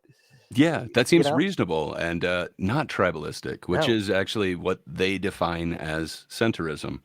If you're going off that definition, yeah, I'm definitely a centrist. I don't feel like, just because this tribe says this, I have to go along with it. I think that's an admirable trait to have. Yeah, I just don't feel like everybody can be right on one side or the other all the time. Nobody's right about everything. Yeah, exactly. And then I always have a hard time with things like this, like, oh, they're just desperate for views. Well, what the fuck do you think they're doing on YouTube? Like, yeah, isn't everybody looking to get some views? Isn't the point to get your opinion out to people? It's not like they're doing clickbait of like pictures of girls' tits and stuff. They're genuine. They're like, hey, here's what happened, and here's the discussion we had, or here's the stream, and here's what we're going for. They act like it's like some plot, and I firmly believe that if Bob went on there with them and was on there with them for like I don't know, one of their long ones, Bob probably would have walked out of that being like, okay, you know what? Maybe these guys are right about a few things. And Dane could not have that. You can't have people getting into Bob's head. And I used to tell this to Bob all the time when I would comment. Run, Bobby, run. This fucking guy is leading you down a path you don't want to be in. Just go back and have your opinions about your movies and shows, because everybody loved you and maybe not respected, but loved or liked you a bit. I couldn't agree with you more. Even after talking to Bob and having him not understand what I was asking, or at least not engaging with it, I think he would be more likely to actually engage with an idea than Dane. I think Dane very much cuts off anything opposing, where I think Bob was just a little bit debate-brained in both the Adam and Sitch combo and mine. I don't know. I wasn't going for a gotcha moment. I told him exactly what I thought in the comments. I told him exactly what I thought in the email. And then in the start of that, I don't think I was just looking for a gotcha moment. When he didn't get it, I tried to walk him through and demonstrate exactly how it could be used on him, why I thought what I thought. So I don't know if you want to call that a gotcha, I guess, but I don't understand how any of these are supposedly gotchas, but they've got words that they like to use and assume that we all use it the same way. I don't know. Yeah, I did a gotcha this morning to my girlfriend. I was like, what's for breakfast? Do you want a coffee? You do? I fucking got you, bitch. Gotcha. So that's another generalization that they do, by the way. Like, that's another huge generalization that they do when they say that they don't do that. Like, they generalize every progressive and leftist is exactly the same person. Yep. Yeah, I mean, they just have no, typically. They no, do. You realize saying that fucking sentence, what you just said? They generalize, okay? I'm just talking about them. All of them. Yeah. All of them, them, they, all of them. On the right, they all do it. They all generalize about the left. Those alt pedantic people. The alt pedantics. Generalizing about people generalizing. Well, I mean, they are the enemy, so, Punch a Nazi. Yeah, you got to. Oh, Dane had a great stream about punching Nazis. It was great. I remember it. I don't think I ever even met a Nazi. If I have, I don't know it. They're apparently everywhere. Yeah, I haven't been as vigilant as I should be. I'll put it that way. I thought as a white guy, that's all right. I just automatically get invitations for this shit, but I don't. Yeah, I mean, I've seen that Richard Spencer guy on TV, but I don't know. That's about the closest I've seen in real life. I'm gonna have to. But apparently, that was a good thing that he got punched. Yeah, I'm gonna have to make some calls. I'll get us in some of these clubs. All right. By the way, we might have an interesting conversation coming up soon on the initiative once we get it all ironed out. But Vito, hey, he came up in the debate. His last name. Ed knew nothing about this guy. He's a right-leaning guy, but he's not a fashy guy. I don't know who he is. He's actually been. I don't know much about him, so I it's strange to think that person exists at all anymore. But like, he's sent us a lot of tips on, Chrissy Mayer, like stuff that I didn't know about Chrissy Mayer, and then we passed along to Bob, and that's when we were like, oh, we need to cover her, like the fact that she used to host drag comedy or something like that back in the day. What's wrong with a comedian hosting a drag thing? Like, if it's not for kids, like, I don't know that most people would object to that. Like, I don't know. I thought it was for kids that the problem was. Yeah, I think that's the line. I don't know, but that's weird. I thought Vito was for comedy, but apparently not all comedy. If Dane is to be trusted, he hasn't proved to be a reliable protagonist. But I don't trust. I trust no one like I trust Dane. Everything he says is gospel. You're right. I'm a racist because he said so. That's true. I must be alt right. It's free. Yeah. I don't have to hide just anymore. Give in. Yeah. Oh wow. Wow. Okay, we're free now. It's great.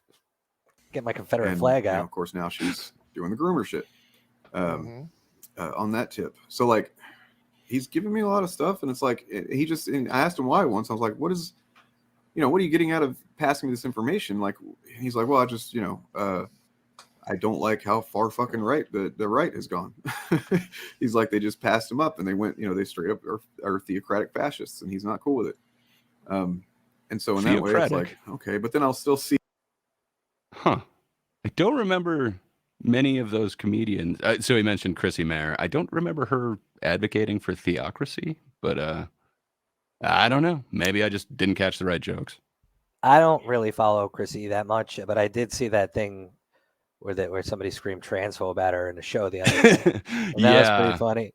Because I thought she made like a bad joke on the way out. She was like, "Oh, watch out for harpoons." So I was like, oh, "Come on, that's not like I don't care that they're fat, but like she's like, they were fat, made it worse." I was like, that's fucking funny.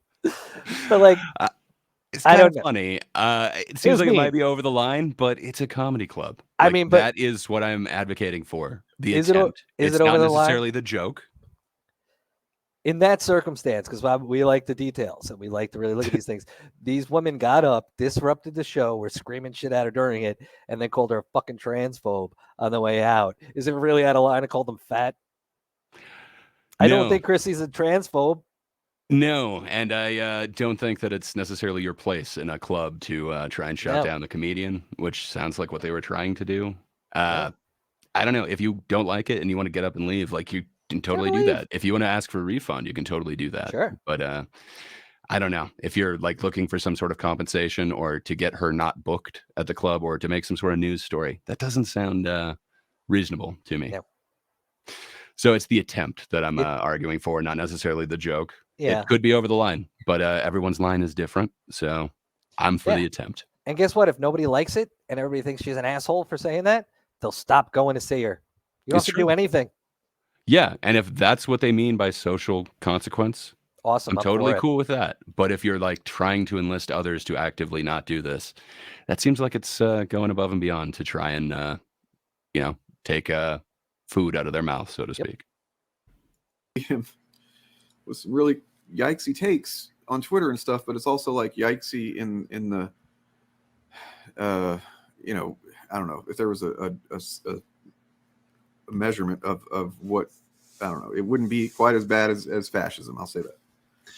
Yeah, well, I was going to say I very light. rarely agree with most of the diet things fascism that I see him say, but I would be far more willing to sort of put up with it if we weren't in the climate that we're sort of in, if you know what I mean. So if there weren't people who were further to the right than he is doing it all the time, then yeah. So well, I mean, I kind of feel like what we have to maybe gain out of a conversation, maybe nothing, maybe it goes off the rails, but like this guy really hates the Fandom Menace and shit, and he hates Eric July, and he hates all this grift. And so in that way, he does kind of could I highlight an example of like there is a difference between being a conservative and being what all this shit has become. Not to Ed. He has made, I think it's like 4 thumbnails at this point calling me a conservative. There's no difference between anyone who is more to the right than him, and he is pretty far left. Yeah. It just, I don't like this. They're against labeling of themselves. They won't even come up with their own label, but they are free to label everybody else. I call them assholes. But they I mean, they've kind of earned that label, though. I don't think that's just one that you've bestowed upon them. Hey, listen, they truly earned that. If you can pigeonhole me into white, racist, bigot, alt-right, then I'm just assholes. I think we both have plenty of clips that we could bring up and make a very strong case. I'm sorry, the pattern is very strong that they are indeed assholes. Mainly Dane. Yeah, he's the king of the assholes. Fucking best asshole I've ever seen. Right? You can be a social conservative. I can still think your views are pretty cringe and dumb and even harmful, but like it's not really the same thing as in taking it to, cranking it up to 11 or whatever, the way that the fucking fascists do. I don't know. We'll see what happens. Keep laying down the trap, buddy. Keep going. There is no trap to lay down, but the fact that you Okay. think there is interesting, right? Because I really do Is it? just want to have an honest conversation with you here. But I'm you're trying being to as well. defensive. You're being so defensive by being pedantic that you're not letting it happen. I didn't know that pedantism or, being pedantic could be an offensive or defensive move. I really learned a lot about, pedants in this conversation. I don't know what you'd call it. It's a pedance routine. Yeah, that's true. I guess we could get together, have a pedants troupe. It'd be, pretty awesome. That's true. 100%. What would that be? What are the other people like me? I think Vincent has a really good comment here that he doesn't think you see me as an individual. You keep calling me people like you. What does that mean to you? You're not explaining it. Pedantic. Yes. Okay. Another pedantic move. See that again? Thank you. Oh, look, guys, there's a definition. for showing everybody how annoying you people are. But look, bro. You people. What do you mean by you people? You pedantic people. Ed. I don't know how else to fucking say Ed, it. I am an individual. I would appreciate it if you called me Gray. Okay. You I'm are not great. you You are people. great. You are pedantic. And then Patrick also said something pedantic. Does he think he's being My funny middle there? name. Yes, I was mocking him. Everyone knows this trope, Dane. You asshole. Yeah. Listen. Okay, here is Dane talking about the same exact. We expected it. That's why I left expected the you. comments open. Yeah. That's how predictable you people are. Like you can't even. I said you people. No, I mean, you can hear July fans, comics gators, whatever the fuck you are. Okay. You people. I mean, it's a trope. When he called it me that, you know that he would give me no mercy if I said you people, which I wouldn't call him that. Right. To him.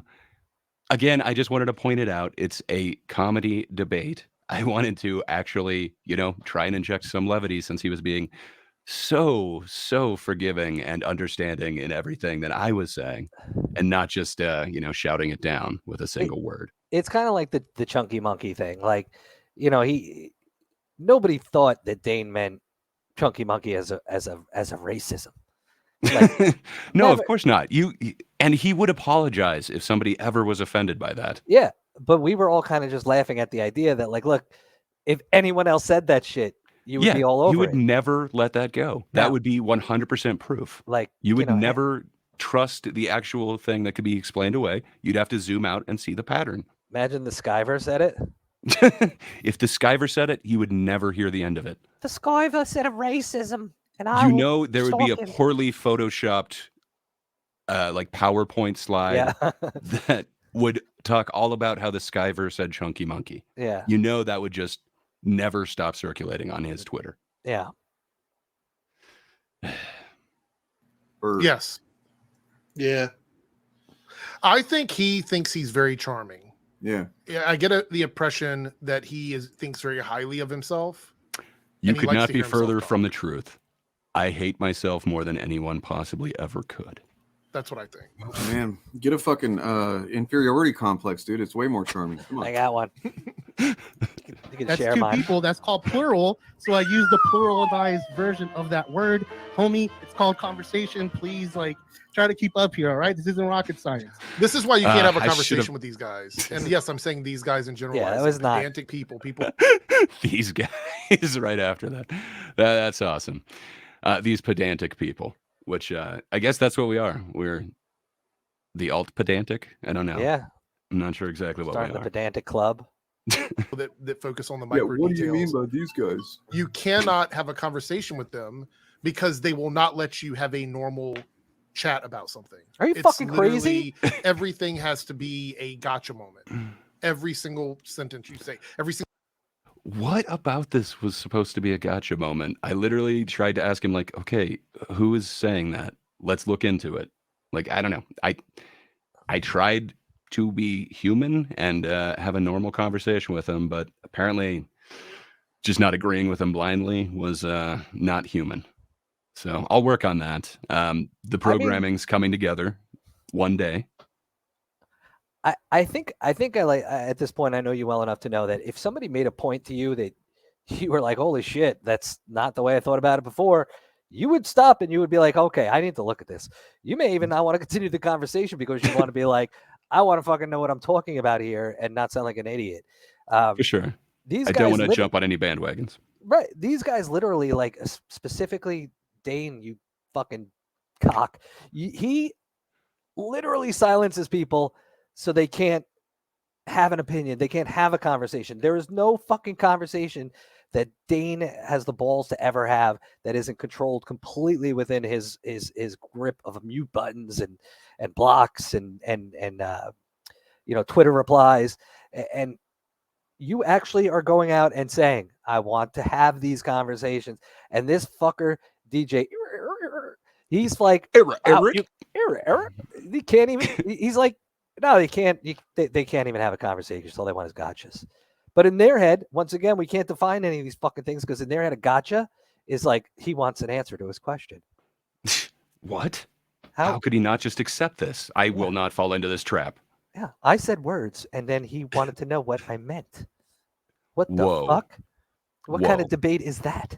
Let's be reasonable here. Wow. These guys don't want to debate. They want to soapbox. Yeah, I believe that is exactly correct. And yeah, it sounds like that's the reason why Ed is no longer with them is he wanted to actually still debate more. And I guess they're going a different direction. Good so for I'm Ed. pretty sure Dane will, he might respond to something, but he will never have another debate. No. And you know what? And it's mainly just, I think there's like a technical word for it. He's like a pussy. Like he's such a coward that he has this whole thing about, once again, there's smarter people than me out there. What's the power to punch power punching down? up and punching down, Yeah. the power differentials. So I think that's just a big old, safety net, scaredy blanket of I don't want to ever have to talk to anybody with a differing opinion. So like he's not gonna, if somebody that's bigger than him is coming down on him or he's fighting with them, then they're in the wrong because they're better and they're bigger or whatever. But he won't fight with anybody below him because he's above them, and then that would be that. But Yeah, he couldn't do that. That's beneath him. Right, because he's so fucking great. But like what it really does is just it's you saying like I'm afraid to have a conversation with anybody. Like Dane is scared of me, and he's scared of you. And Bob is we definitely are terrified. living in his head. I didn't expect. I mean, I guess our response to their response is longer, but it takes longer to explain away a lot of incorrect assertions. And I feel like a lot of it too is he's got a platform he talks on every day, and you have a smaller platform. I don't. Oh, for sure. Maybe yet, but I haven't been able to really get a lot of this shit out. Most of it's been just through conversations, text, comments, conversations with you and a couple other people. And that's the extent of it. So to finally have an opportunity to actually come out and say, Dane, you're a fucking coward. You have no balls. You would never have balls to get on with me or to get on with Gray. You and Bob, you don't have the fucking guts to talk to somebody unless you have a mute button handy. And it's but it's we'd sad. love to do it anytime. Oh yeah, I'm down But, any day of the week. Yeah, I have a strong prediction that this will never happen. I highly doubt that Dane would ever actually take up a challenge. No, he's definitely going to come up with something like, "Oh, I'm not talking to these guys because they're racists and alt-rights and." But it's We're like, pedantic no. too. I mean, like he can't talk to a pedant. Come on. I mean, I'll tell you what. I would even compromise and say, like, if Dane and Bob were to come out and just be like, you know what, I'm afraid. I'm afraid to have a conversation with somebody who might have a differing opinion because it may change my mind, and I can't handle that. I've built this idea up in my head of who I am, and I can never have that change. I'm too scared. I'd be like, you know what, I'm not going to try to scare this guy. I don't want him to be afraid. So I would leave it alone. It's kind of like the cancel culture thing or any of these other issues. I'm okay with you doing it as long as you're willing to say what you're doing. Like if cancel culture, don't call it accountability or this. Say, I hate you. I hate what you're saying. I'm afraid of what you're saying. So I need you to be silent. And Yeah, I'll you do should suffer consequences for I'll this. do whatever I can to make that happen. Say the truth of what you're trying to do. Yeah. Oh, I don't want to punch up or punch down. No, you're fucking scared. I agree. I think Eric Weinstein has a great quote that if I cannot make fun of you, you're not my equal. No. And it seems like they don't view others as equals. No, well, clearly. I mean, I fucking wrote that email to Dane after I went on with him. You know, I wrote him one initially that was like, hey, man, thank you so much. It was nice to, even though we didn't agree, it was nice to have an opportunity to talk with somebody. And like, you guys kind of opened my eyes up a little bit. There's some things that I don't even know about. I want to learn. If you ever want me to come back, I even said, you ever want me to come back on? If you kind of need maybe to understand a viewpoint of a, let's say, regular guy, like just your average Joe in the street, that isn't tapped in as much as you are with these things, maybe I could be that for you, and I could show you a different side of it. That way you don't have to think that people who disagree are racists and bigots and transphobes. And I sent this motherfucker that, and then the very next day he goes onto a stream. I'm wondering if that one's hidden in the anals. I couldn't find it. It looks like that might be gone as well. Yeah. So he comes onto his stream the very next day and he says, guys, I guess we need to discuss the elephant in the room, Patrick. Like somehow, I don't know. Was that a fat joke? Because he says the chunky monkey thing was a fat joke. Is he really a fat phobe? Was that the thing? Is he calling you an elephant? I'm only fat I don't know. in my Irish face and tits. That's where I grow all my weight. Well, I'm That's where saying I gain it. disagree with them, but I mean, like, come on. The it could chunky be. monkey thing wasn't a racial thing. It was a fat thing, according to him. It could have been Now a he's dot. calling you an elephant? Yeah. I'm starting to see a pattern form, but I don't know when it will actually form. But He said the alt-right elephant in the room. And he said, I'm not going to have Patrick on again. Yeah, he said he sent me an email. I'm not going to have him on again. I don't want to give a platform to somebody like Patrick. I'm paraphrasing slightly, but it's pretty close. I don't want to give a platform to somebody like Patrick who's a racist and a bigot. And I was like, this motherfucker is calling me fucking racist after it's just been like blasted out there. This is the kind of shit he does. And I was like, again, given the benefit of the doubt that he's not like this. And I'm like, wait a second. Like maybe he could form the opinion of me being a racist by some words, some of our exchange. We never fucking talked about race. We never even talked about race. It was the first time you met me. We went right from the comments directly to the stream. And the only thing we talked about was pretty much like definitions of different things you call within the trans community and, you know, why it's difficult for someone like me to understand. And he was very demeaning to you the whole time. Like my God. Like you said, it started with the sit down, shut up, listen. Yeah. It wasn't like a conversation. Like they're talking about an open and flowing conversation. I have never seen one of those with them. I don't know. It just seems so weird. But yeah, so he said all that. So I was like, I was pretty fucking pissed off, and that's kind of what set me off. I was like, you know, and maybe Dane, if you get an earshot of this and you listen. Oh, he does. If you say his name, he will hear it. He's like fucking what's that thing? Beetlejuice. Don't say it 3 times, man. Yeah. Just so don't mention him 3 times. If you want to listen, learn, shut up and educate yourself, you know, maybe stop fucking calling people racist when they're not. And you'll find people will come to you and want to discuss things. And maybe you'll even find people who are like-minded and will join your group, and your group will grow, and you guys can, like, you know, discuss ideas with people. But if you just label everybody alt-right, racist, this, that, with no reason whatsoever, no provocation, like, you know, who the fuck do you think you are? And then beyond that, who the fuck do you think you are to be surprised when people are like, hey, motherfucker, like, what do you think you're saying? I'm not that. Don't fucking tell people that about me. You've told the whole goddamn world repeatedly, or anybody who will listen, I should say, that what a terrible goddamn thing it is to be racist. How awful a person is to be racist. They're garbage. You know, punch a Nazi, and then we never exactly. But everyone's a Nazi now. Right. You know, and we never even talked about race, and boom, Patrick's a racist. So I fucking Well, they did the same thing to Adam, if you remember. Like, yes, he was Bob okay with sexist joke, so that means that he's okay with racists and transphobes and anything else. For some reason, you can't just. It is not cafeteria style. You are every type of phobe. No a la carte. If you're one, you are all. If you're okay with a sexist joke, which Adam clarified in the stream, that's what he was talking about. That means that you are a transphobe. and that also means that somehow you're racist. And I'm sorry That's if you're okay with a sexist joke, it doesn't even mean you're fucking sexist, because Adam also no, made it extraordinarily clear that he would never treat a woman differently based on the fact no, that she's a woman. yeah, that was all in that stream. And that's the entire reason why I wanted to contact these guys. Just that claim of you're a bigot, you're a racist. It's a heavy, heavy claim to lay on somebody with no actual proof, no evidence, nothing to back it up. It seems like Dane is so fond of saying, it seems like a thought terminating cliche that allows you to then write this person off forever.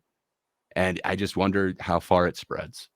That is this whole, it is a symptom of this cancel culture thing as well, to just label people and make them untouchable. And you know, and somebody like Adam has a platform. He has people who listen, and he has a way to reach people, and he's able to say, like, hey, look at my history, look at me, look at my name, look at who I am. That's not who I am. I didn't have that. Power dynamics only work in one way. They don't Apparently. really mind if they go after people who are smaller. Like So- my platform's nothing, and you know, they have definitely called me out. Yeah, and I even went ahead again, and I sent Dane an email, and I said, listen, Dane, the subject of the email is, you called me a racist. So I said, like, hey, man, you can't do that. Like, we didn't talk about race. How could you say, you know, it was a pretty long email. I think maybe I had sent it to you. Yes. And he fucking replies and says, oh, poor baby, I'm sorry if I hurt your feelings. You know, calling someone racist is an opinion, and that's all it was. And you should sit down, shut up, and educate yourself. And it's like, listen, motherfucker, that's not an opinion. It's a fucking libel statement. Like, you're fucking saying that I'm a racist. You're saying something I'm not, that I am, and it's a harmful statement. So if you think that somebody like myself is just going to be like, okay, Dane, I'll just be a racist now because you said so, and like, no, I'm going to call you out every fucking chance I get until you have the balls to apologize.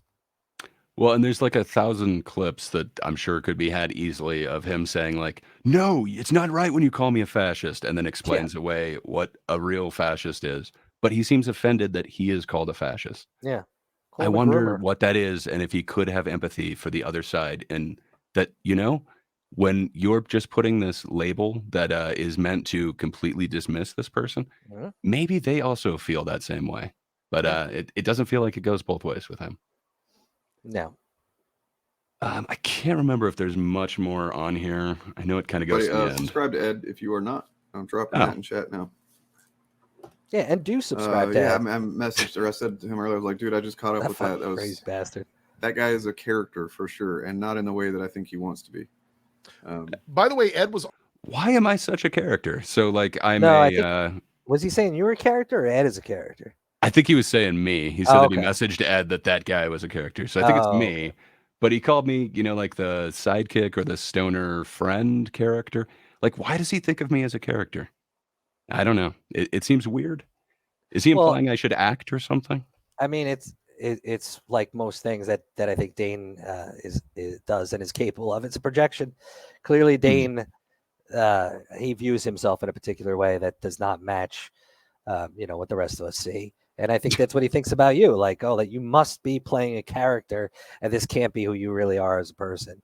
Which, you know, when you're full of shit, being authentic, but I don't know. I guess you know, we all have some sort of mask to the world, but yeah, I mean, I'm like open to discussing anything. It's like the cheaters mentality, you know. Like, you ever like meet these guys or girls, and they're always like, "Ah, I know my girlfriend's cheating on me. She's cheating on me," and it's because they're cheating, and they think if they're capable of it, everybody else is. For and sure. I think that's a lot of Dane's problem. Yeah, there is a lot of projection going on. Also, very nice about at the end when he tried to get him to basically dive into like what we're doing to like sort of smear us, I guess. Yeah. And Ed was just like, "No, it's good." Like, yeah.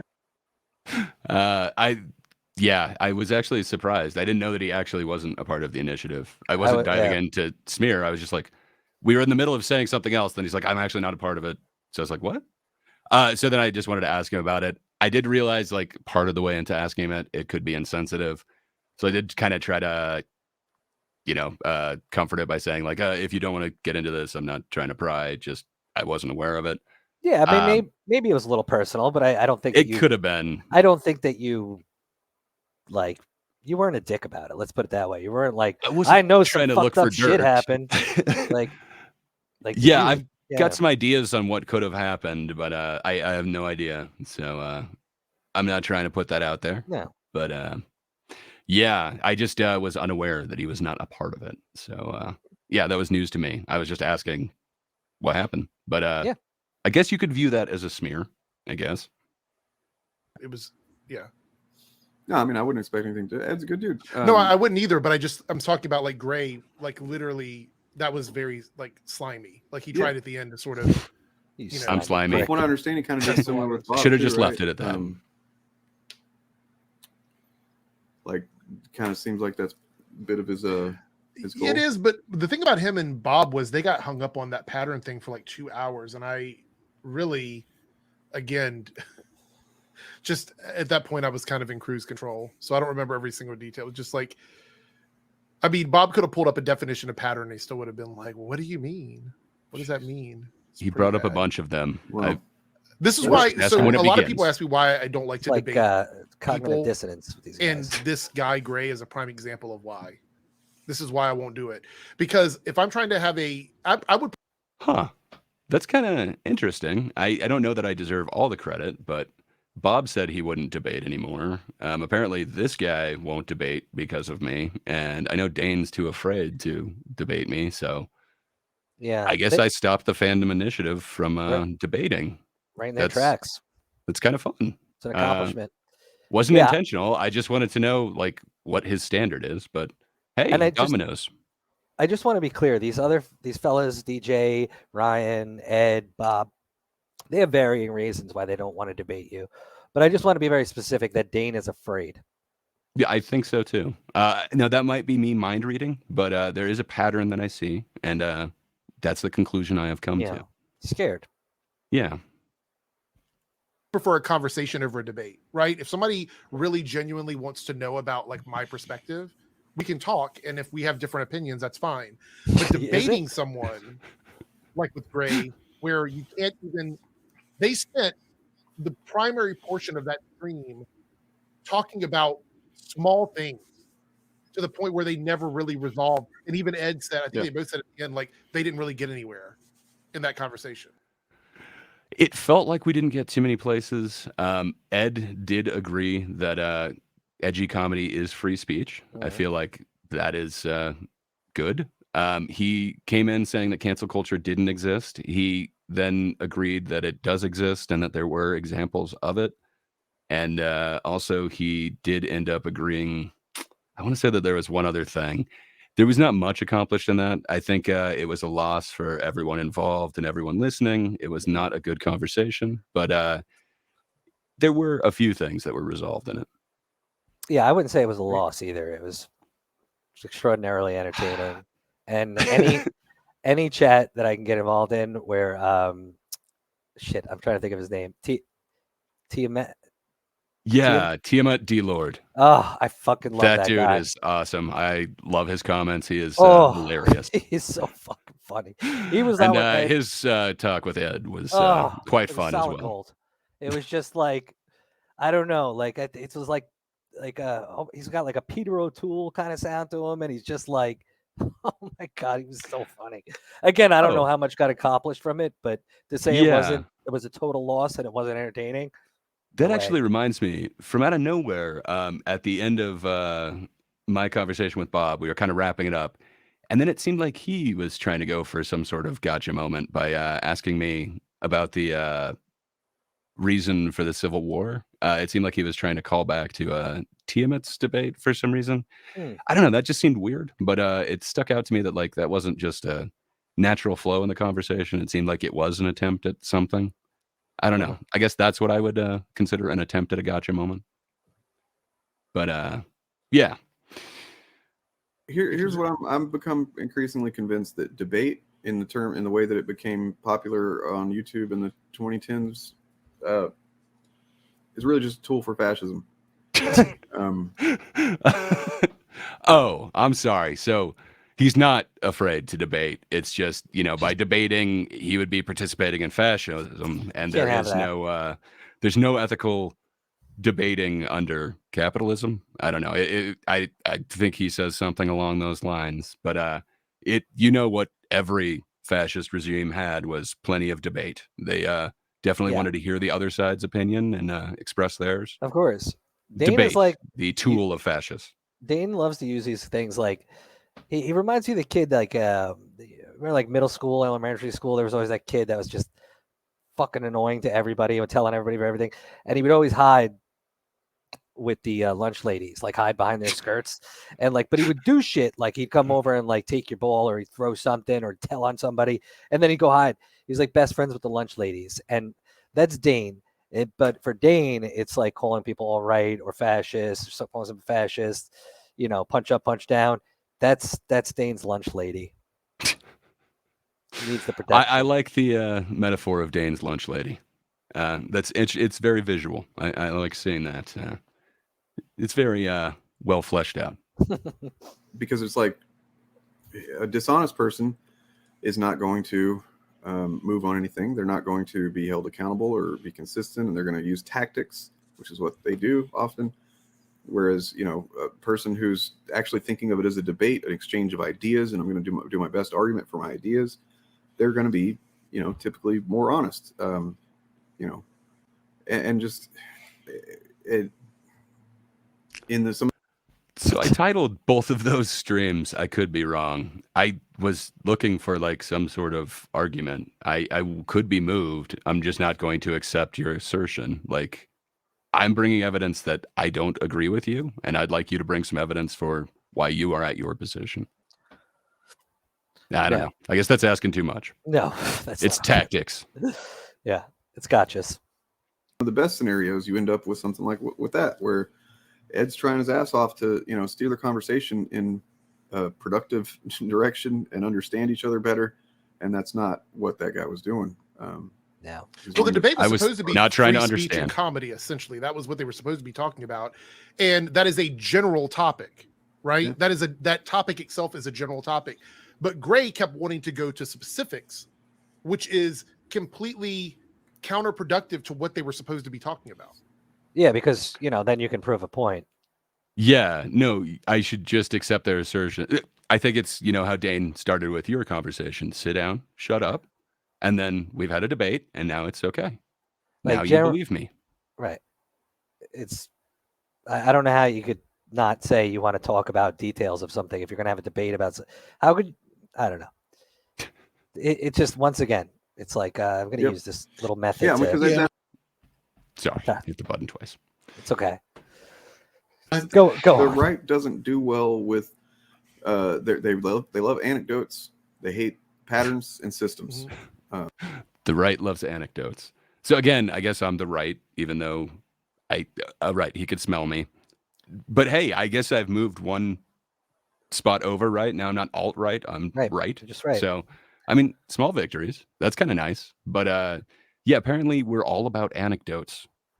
I can't think of any anecdotes that I brought up or anything, but okay, I'm all about anecdotes up in here.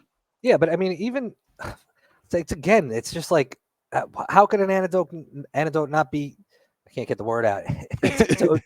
Not be valid in a fucking conversation about life experience. Like it everything seems like that would go ahead and trivialize any sort of experience that you've had, any sort of lived experience. Yeah. And again, I want to be pretty clear. Like I don't have any issues with trans people or whatever. They're whatever. I really don't have an opinion on it. But like they're fine. Yeah, it's the same thing though. Shit, I just lost my train of thought. Sorry, didn't mean That's to. Okay. Derail No, it you wasn't you. It was my phone went off at the same time. My kid's like, I got an ant in my room. Like, figure it out. Fucking 15. Sort your fucking life out. That's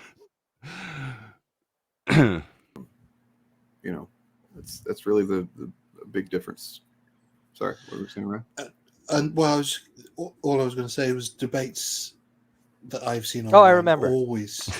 I remember. So it's, again, why I was talking about the trans things for a second is that if you try to like negate or knock down anything that they're saying about these experiences of these trans people. It's their life experience. It's their truth. They're speaking their fucking truth. How dare you? Because they know it looks into this situation that happened to them. Like, it's like, no, not all cops are racist. Look at this one cop. He did this thing. It was racist. Like, Therefore, but wait, you don't want to do anecdote. No, only no, when it's they're the right. The right when is they the make only our ones that use point. anecdotes. Yeah. Fucking crazy. Get bogged down in the minutiae. You know, the phrase is getting into the weeds, and it always does.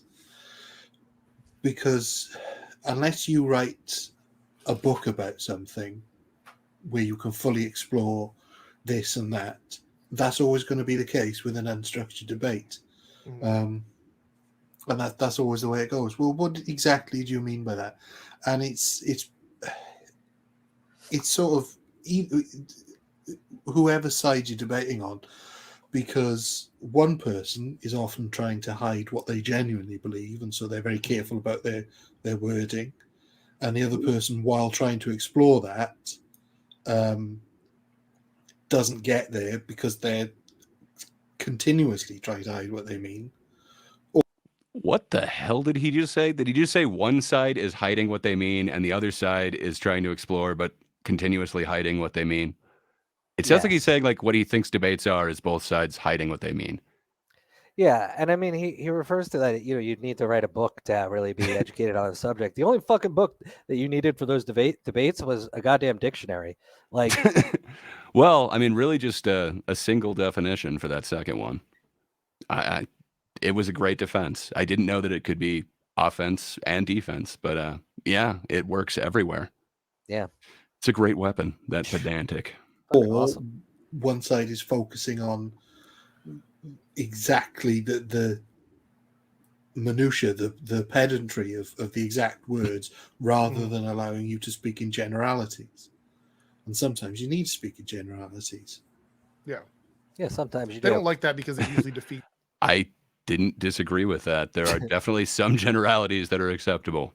Yeah. I just can't go along with that one that every 90s comedian's out of touch and crying cancel culture because they're out of touch. But you're all right, so you'd probably be okay with like all black people are criminals. That's a little tough for me. Just if you generalize can put it. it in a joke form, I will definitely allow it. But If it's edgy. yeah. But I don't know. If you're just saying that, I wouldn't want to hang around you that much. No, me neither. Gotta stop my mom from saying that all the time. She has the statistics to back it up, though. Yeah. So she says. Shows the receipts. Yep, which is exactly. Yeah, I mean, it's just a thing to watch out for anyway. Right or left, it's just like people using anecdotes to try and make some case that's much more substantive than just one. The only time I find anecdotal stuff to be interesting and important is if that when it's in person your is speaking favor. about something that's going on in their community. So, like if a content creator is an Asian content creator and the topic they're discussing is something specifically that's affecting the Asian community, then I want to hear what their anecdotal experiences are, because that does help with. So he believes that people should speak for entire groups that they belong to. That's weird because he only accepts that with certain people. Like Eric July doesn't speak for a group, right? No, he can't. That's weird. He can't. The narrative of what they're speaking about, but generally outside of that, I try to avoid being anecdotal. For me personally, yeah, I definitely think there's a place for anecdotes, but I think it's sounds reasonable. There's a lot of places where it just doesn't apply, and I agree. Yes, I agree. There's no formal agreement about when it's right or wrong, and so people will say, well, you can't use anecdotes in this situation, and then use an anecdote or that sort of thing. True. Yeah. I mean, like a lot of times when we talk, and we're getting to wrap it up, but like a lot of times when I'm talking about issues that affect the gay community, I like to speak a little bit about my experience, and that will come off anecdotal sometimes. But I do think it's important that I'm able to express that, because I think it matters when I'm talking about things that are affecting the gay community, when I give a perspective that is my own. I think what the difference is how come they dismissed my perspective as a comedy fan? I was speaking for my people, fans of comedy. People 'Cause- who have a sense of humor. Yeah, it's only I get what DJ's saying here. It's only good when it works for him. It's pretty That simple. does make sense. Okay. Not Okay. dry. Again, I just wish You these know, guys would you're- be truthful. Just be truthful. If they just came out Yeah. and said it, I don't think anyone would be bugging them. But yeah, it's the denial of it and the, facade of I will actually talk to people and I will try to engage. See, I mean, I haven't seen it yet. I know people can get a little much with and like being say it for me. It's one of my words I can't say. Anecdotal. Thank you. But his life experience as a gay guy, if he were to talk to me about it and tell me the situations in his life that will help him express a point, I'm able to empathize as a human being, put I'm not gonna myself in his dismiss it. shoes. And He's got an experience, and I believe him that is his experience. and he's going to be able to bring a point to the forefront much further than anybody else in any other situation because of it. And to dismiss it just because it disproves your point, then what the fuck are you doing on here in the first place debating? Just It doesn't seem honest. Go to Dane's sit down, shut up, and educate yourself class. I think they call it a camp. It's typically you're probably not trying to counter a kind of widely held view of something with an anecdote. No. Like, and that's never do what that. they're often doing is like, oh, well, what about this one person that detransitioned or whatever? It's like, right. That kind of thing. Just that one. Well, yeah. Because, Well, I mean, they were the test case. A bad example of an anecdote would be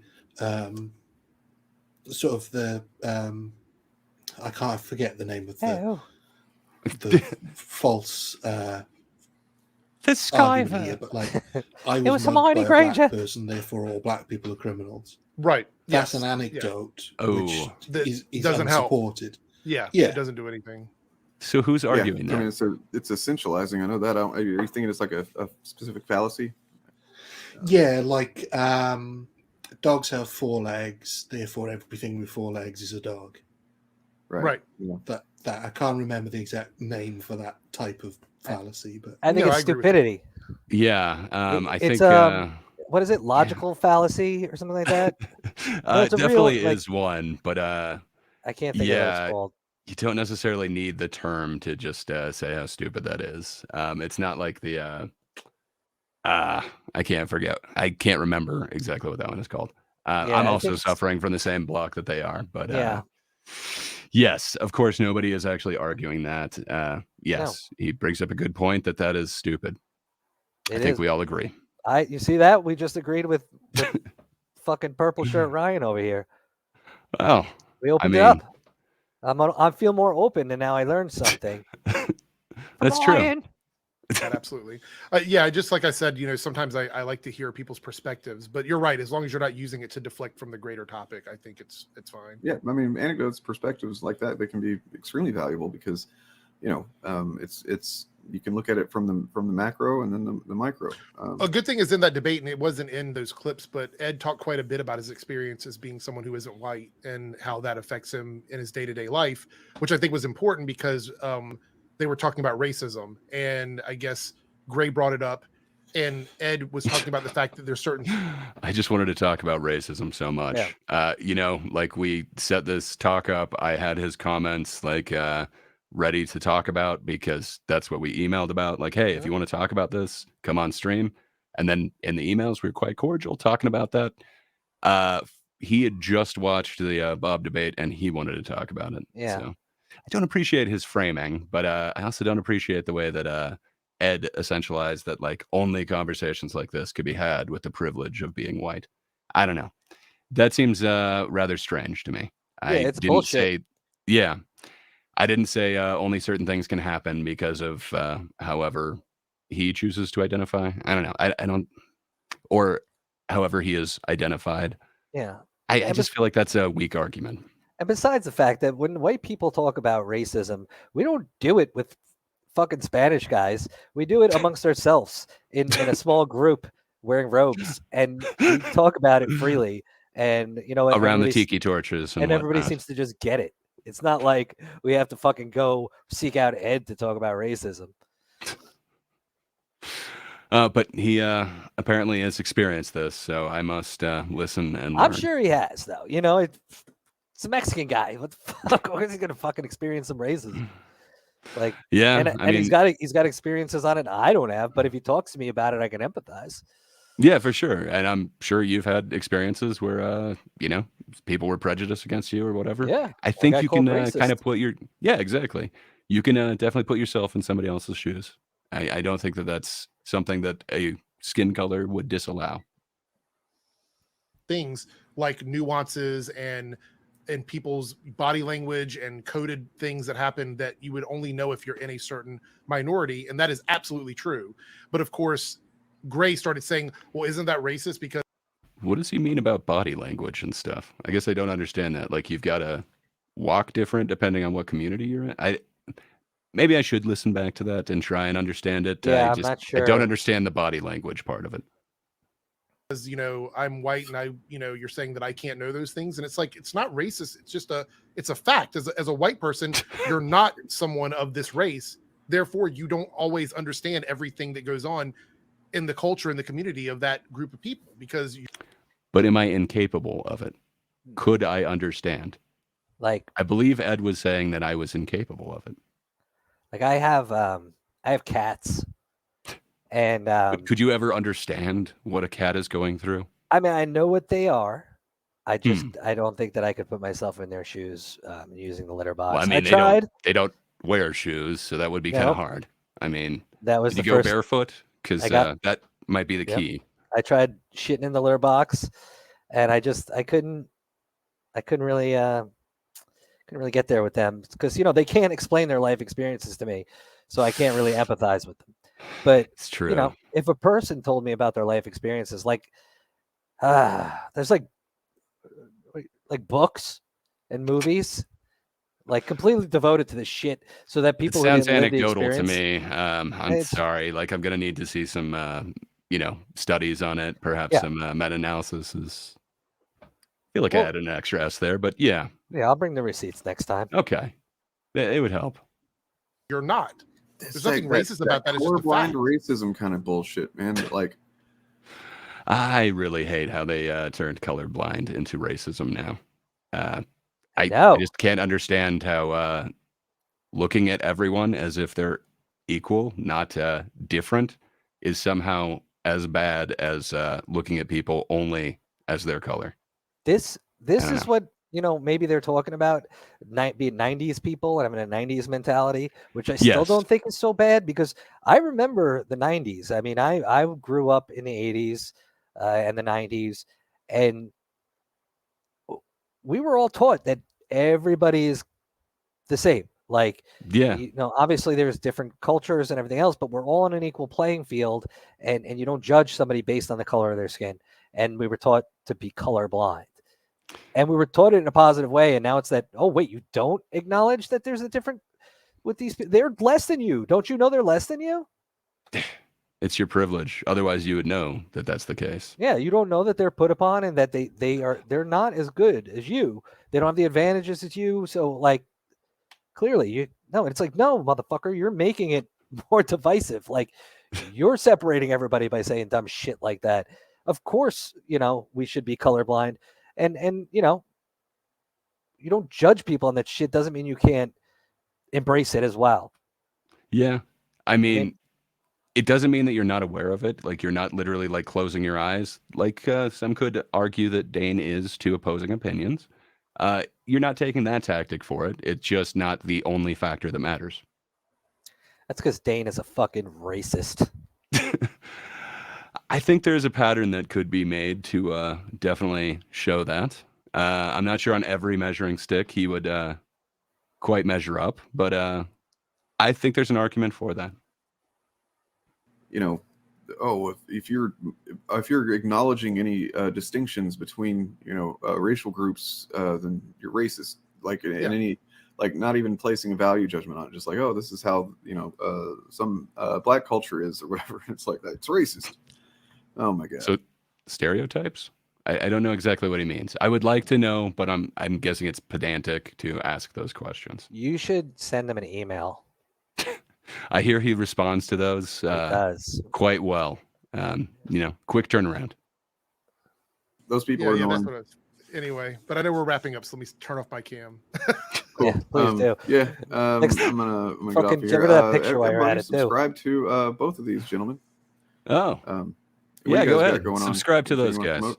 If you want more of this, subscribe to them. My Eric Debunks channel is doing really well. I'm seeing a lot of gains over there, so thank you guys for all the support. Oh yeah. Head over to dragisnotdangerous.com. They are running a telethon tonight. Does anyone actually think the drag is dangerous? I mean, I've been to one or two, and I got kicked in the temple by a high heel. That does sound a little dangerous. It's fucking dangerous, man. It's no joke. You ever see they fucking spin and dance? You do Could have be to keep your dangerous. head on a swivel. You never know what's going to happen. Yeah. And those stilettos, they could really, you could take an eye out. Those bitches can dance though. They can move. It's true. That drop thing, it is amazing. I don't know how that. I don't know where they feel get like the I'm going to watch someone die, but it. Yeah. It I don't is know where they get amazing. the strength. No. Wow. Tough. Well, this has been really fun. Yeah, man. I guess the next time time we're called out by someone, we should definitely do this again. Yeah, call us out all the time. I fucking loved it. It was a good time to me. It was nice to actually, have an opportunity to answer back. Yeah, for sure. I know my platform's small. It's nothing compared to them, but hey, I guess I'm punching up, so they should Punching support up. this. Yeah. Awesome.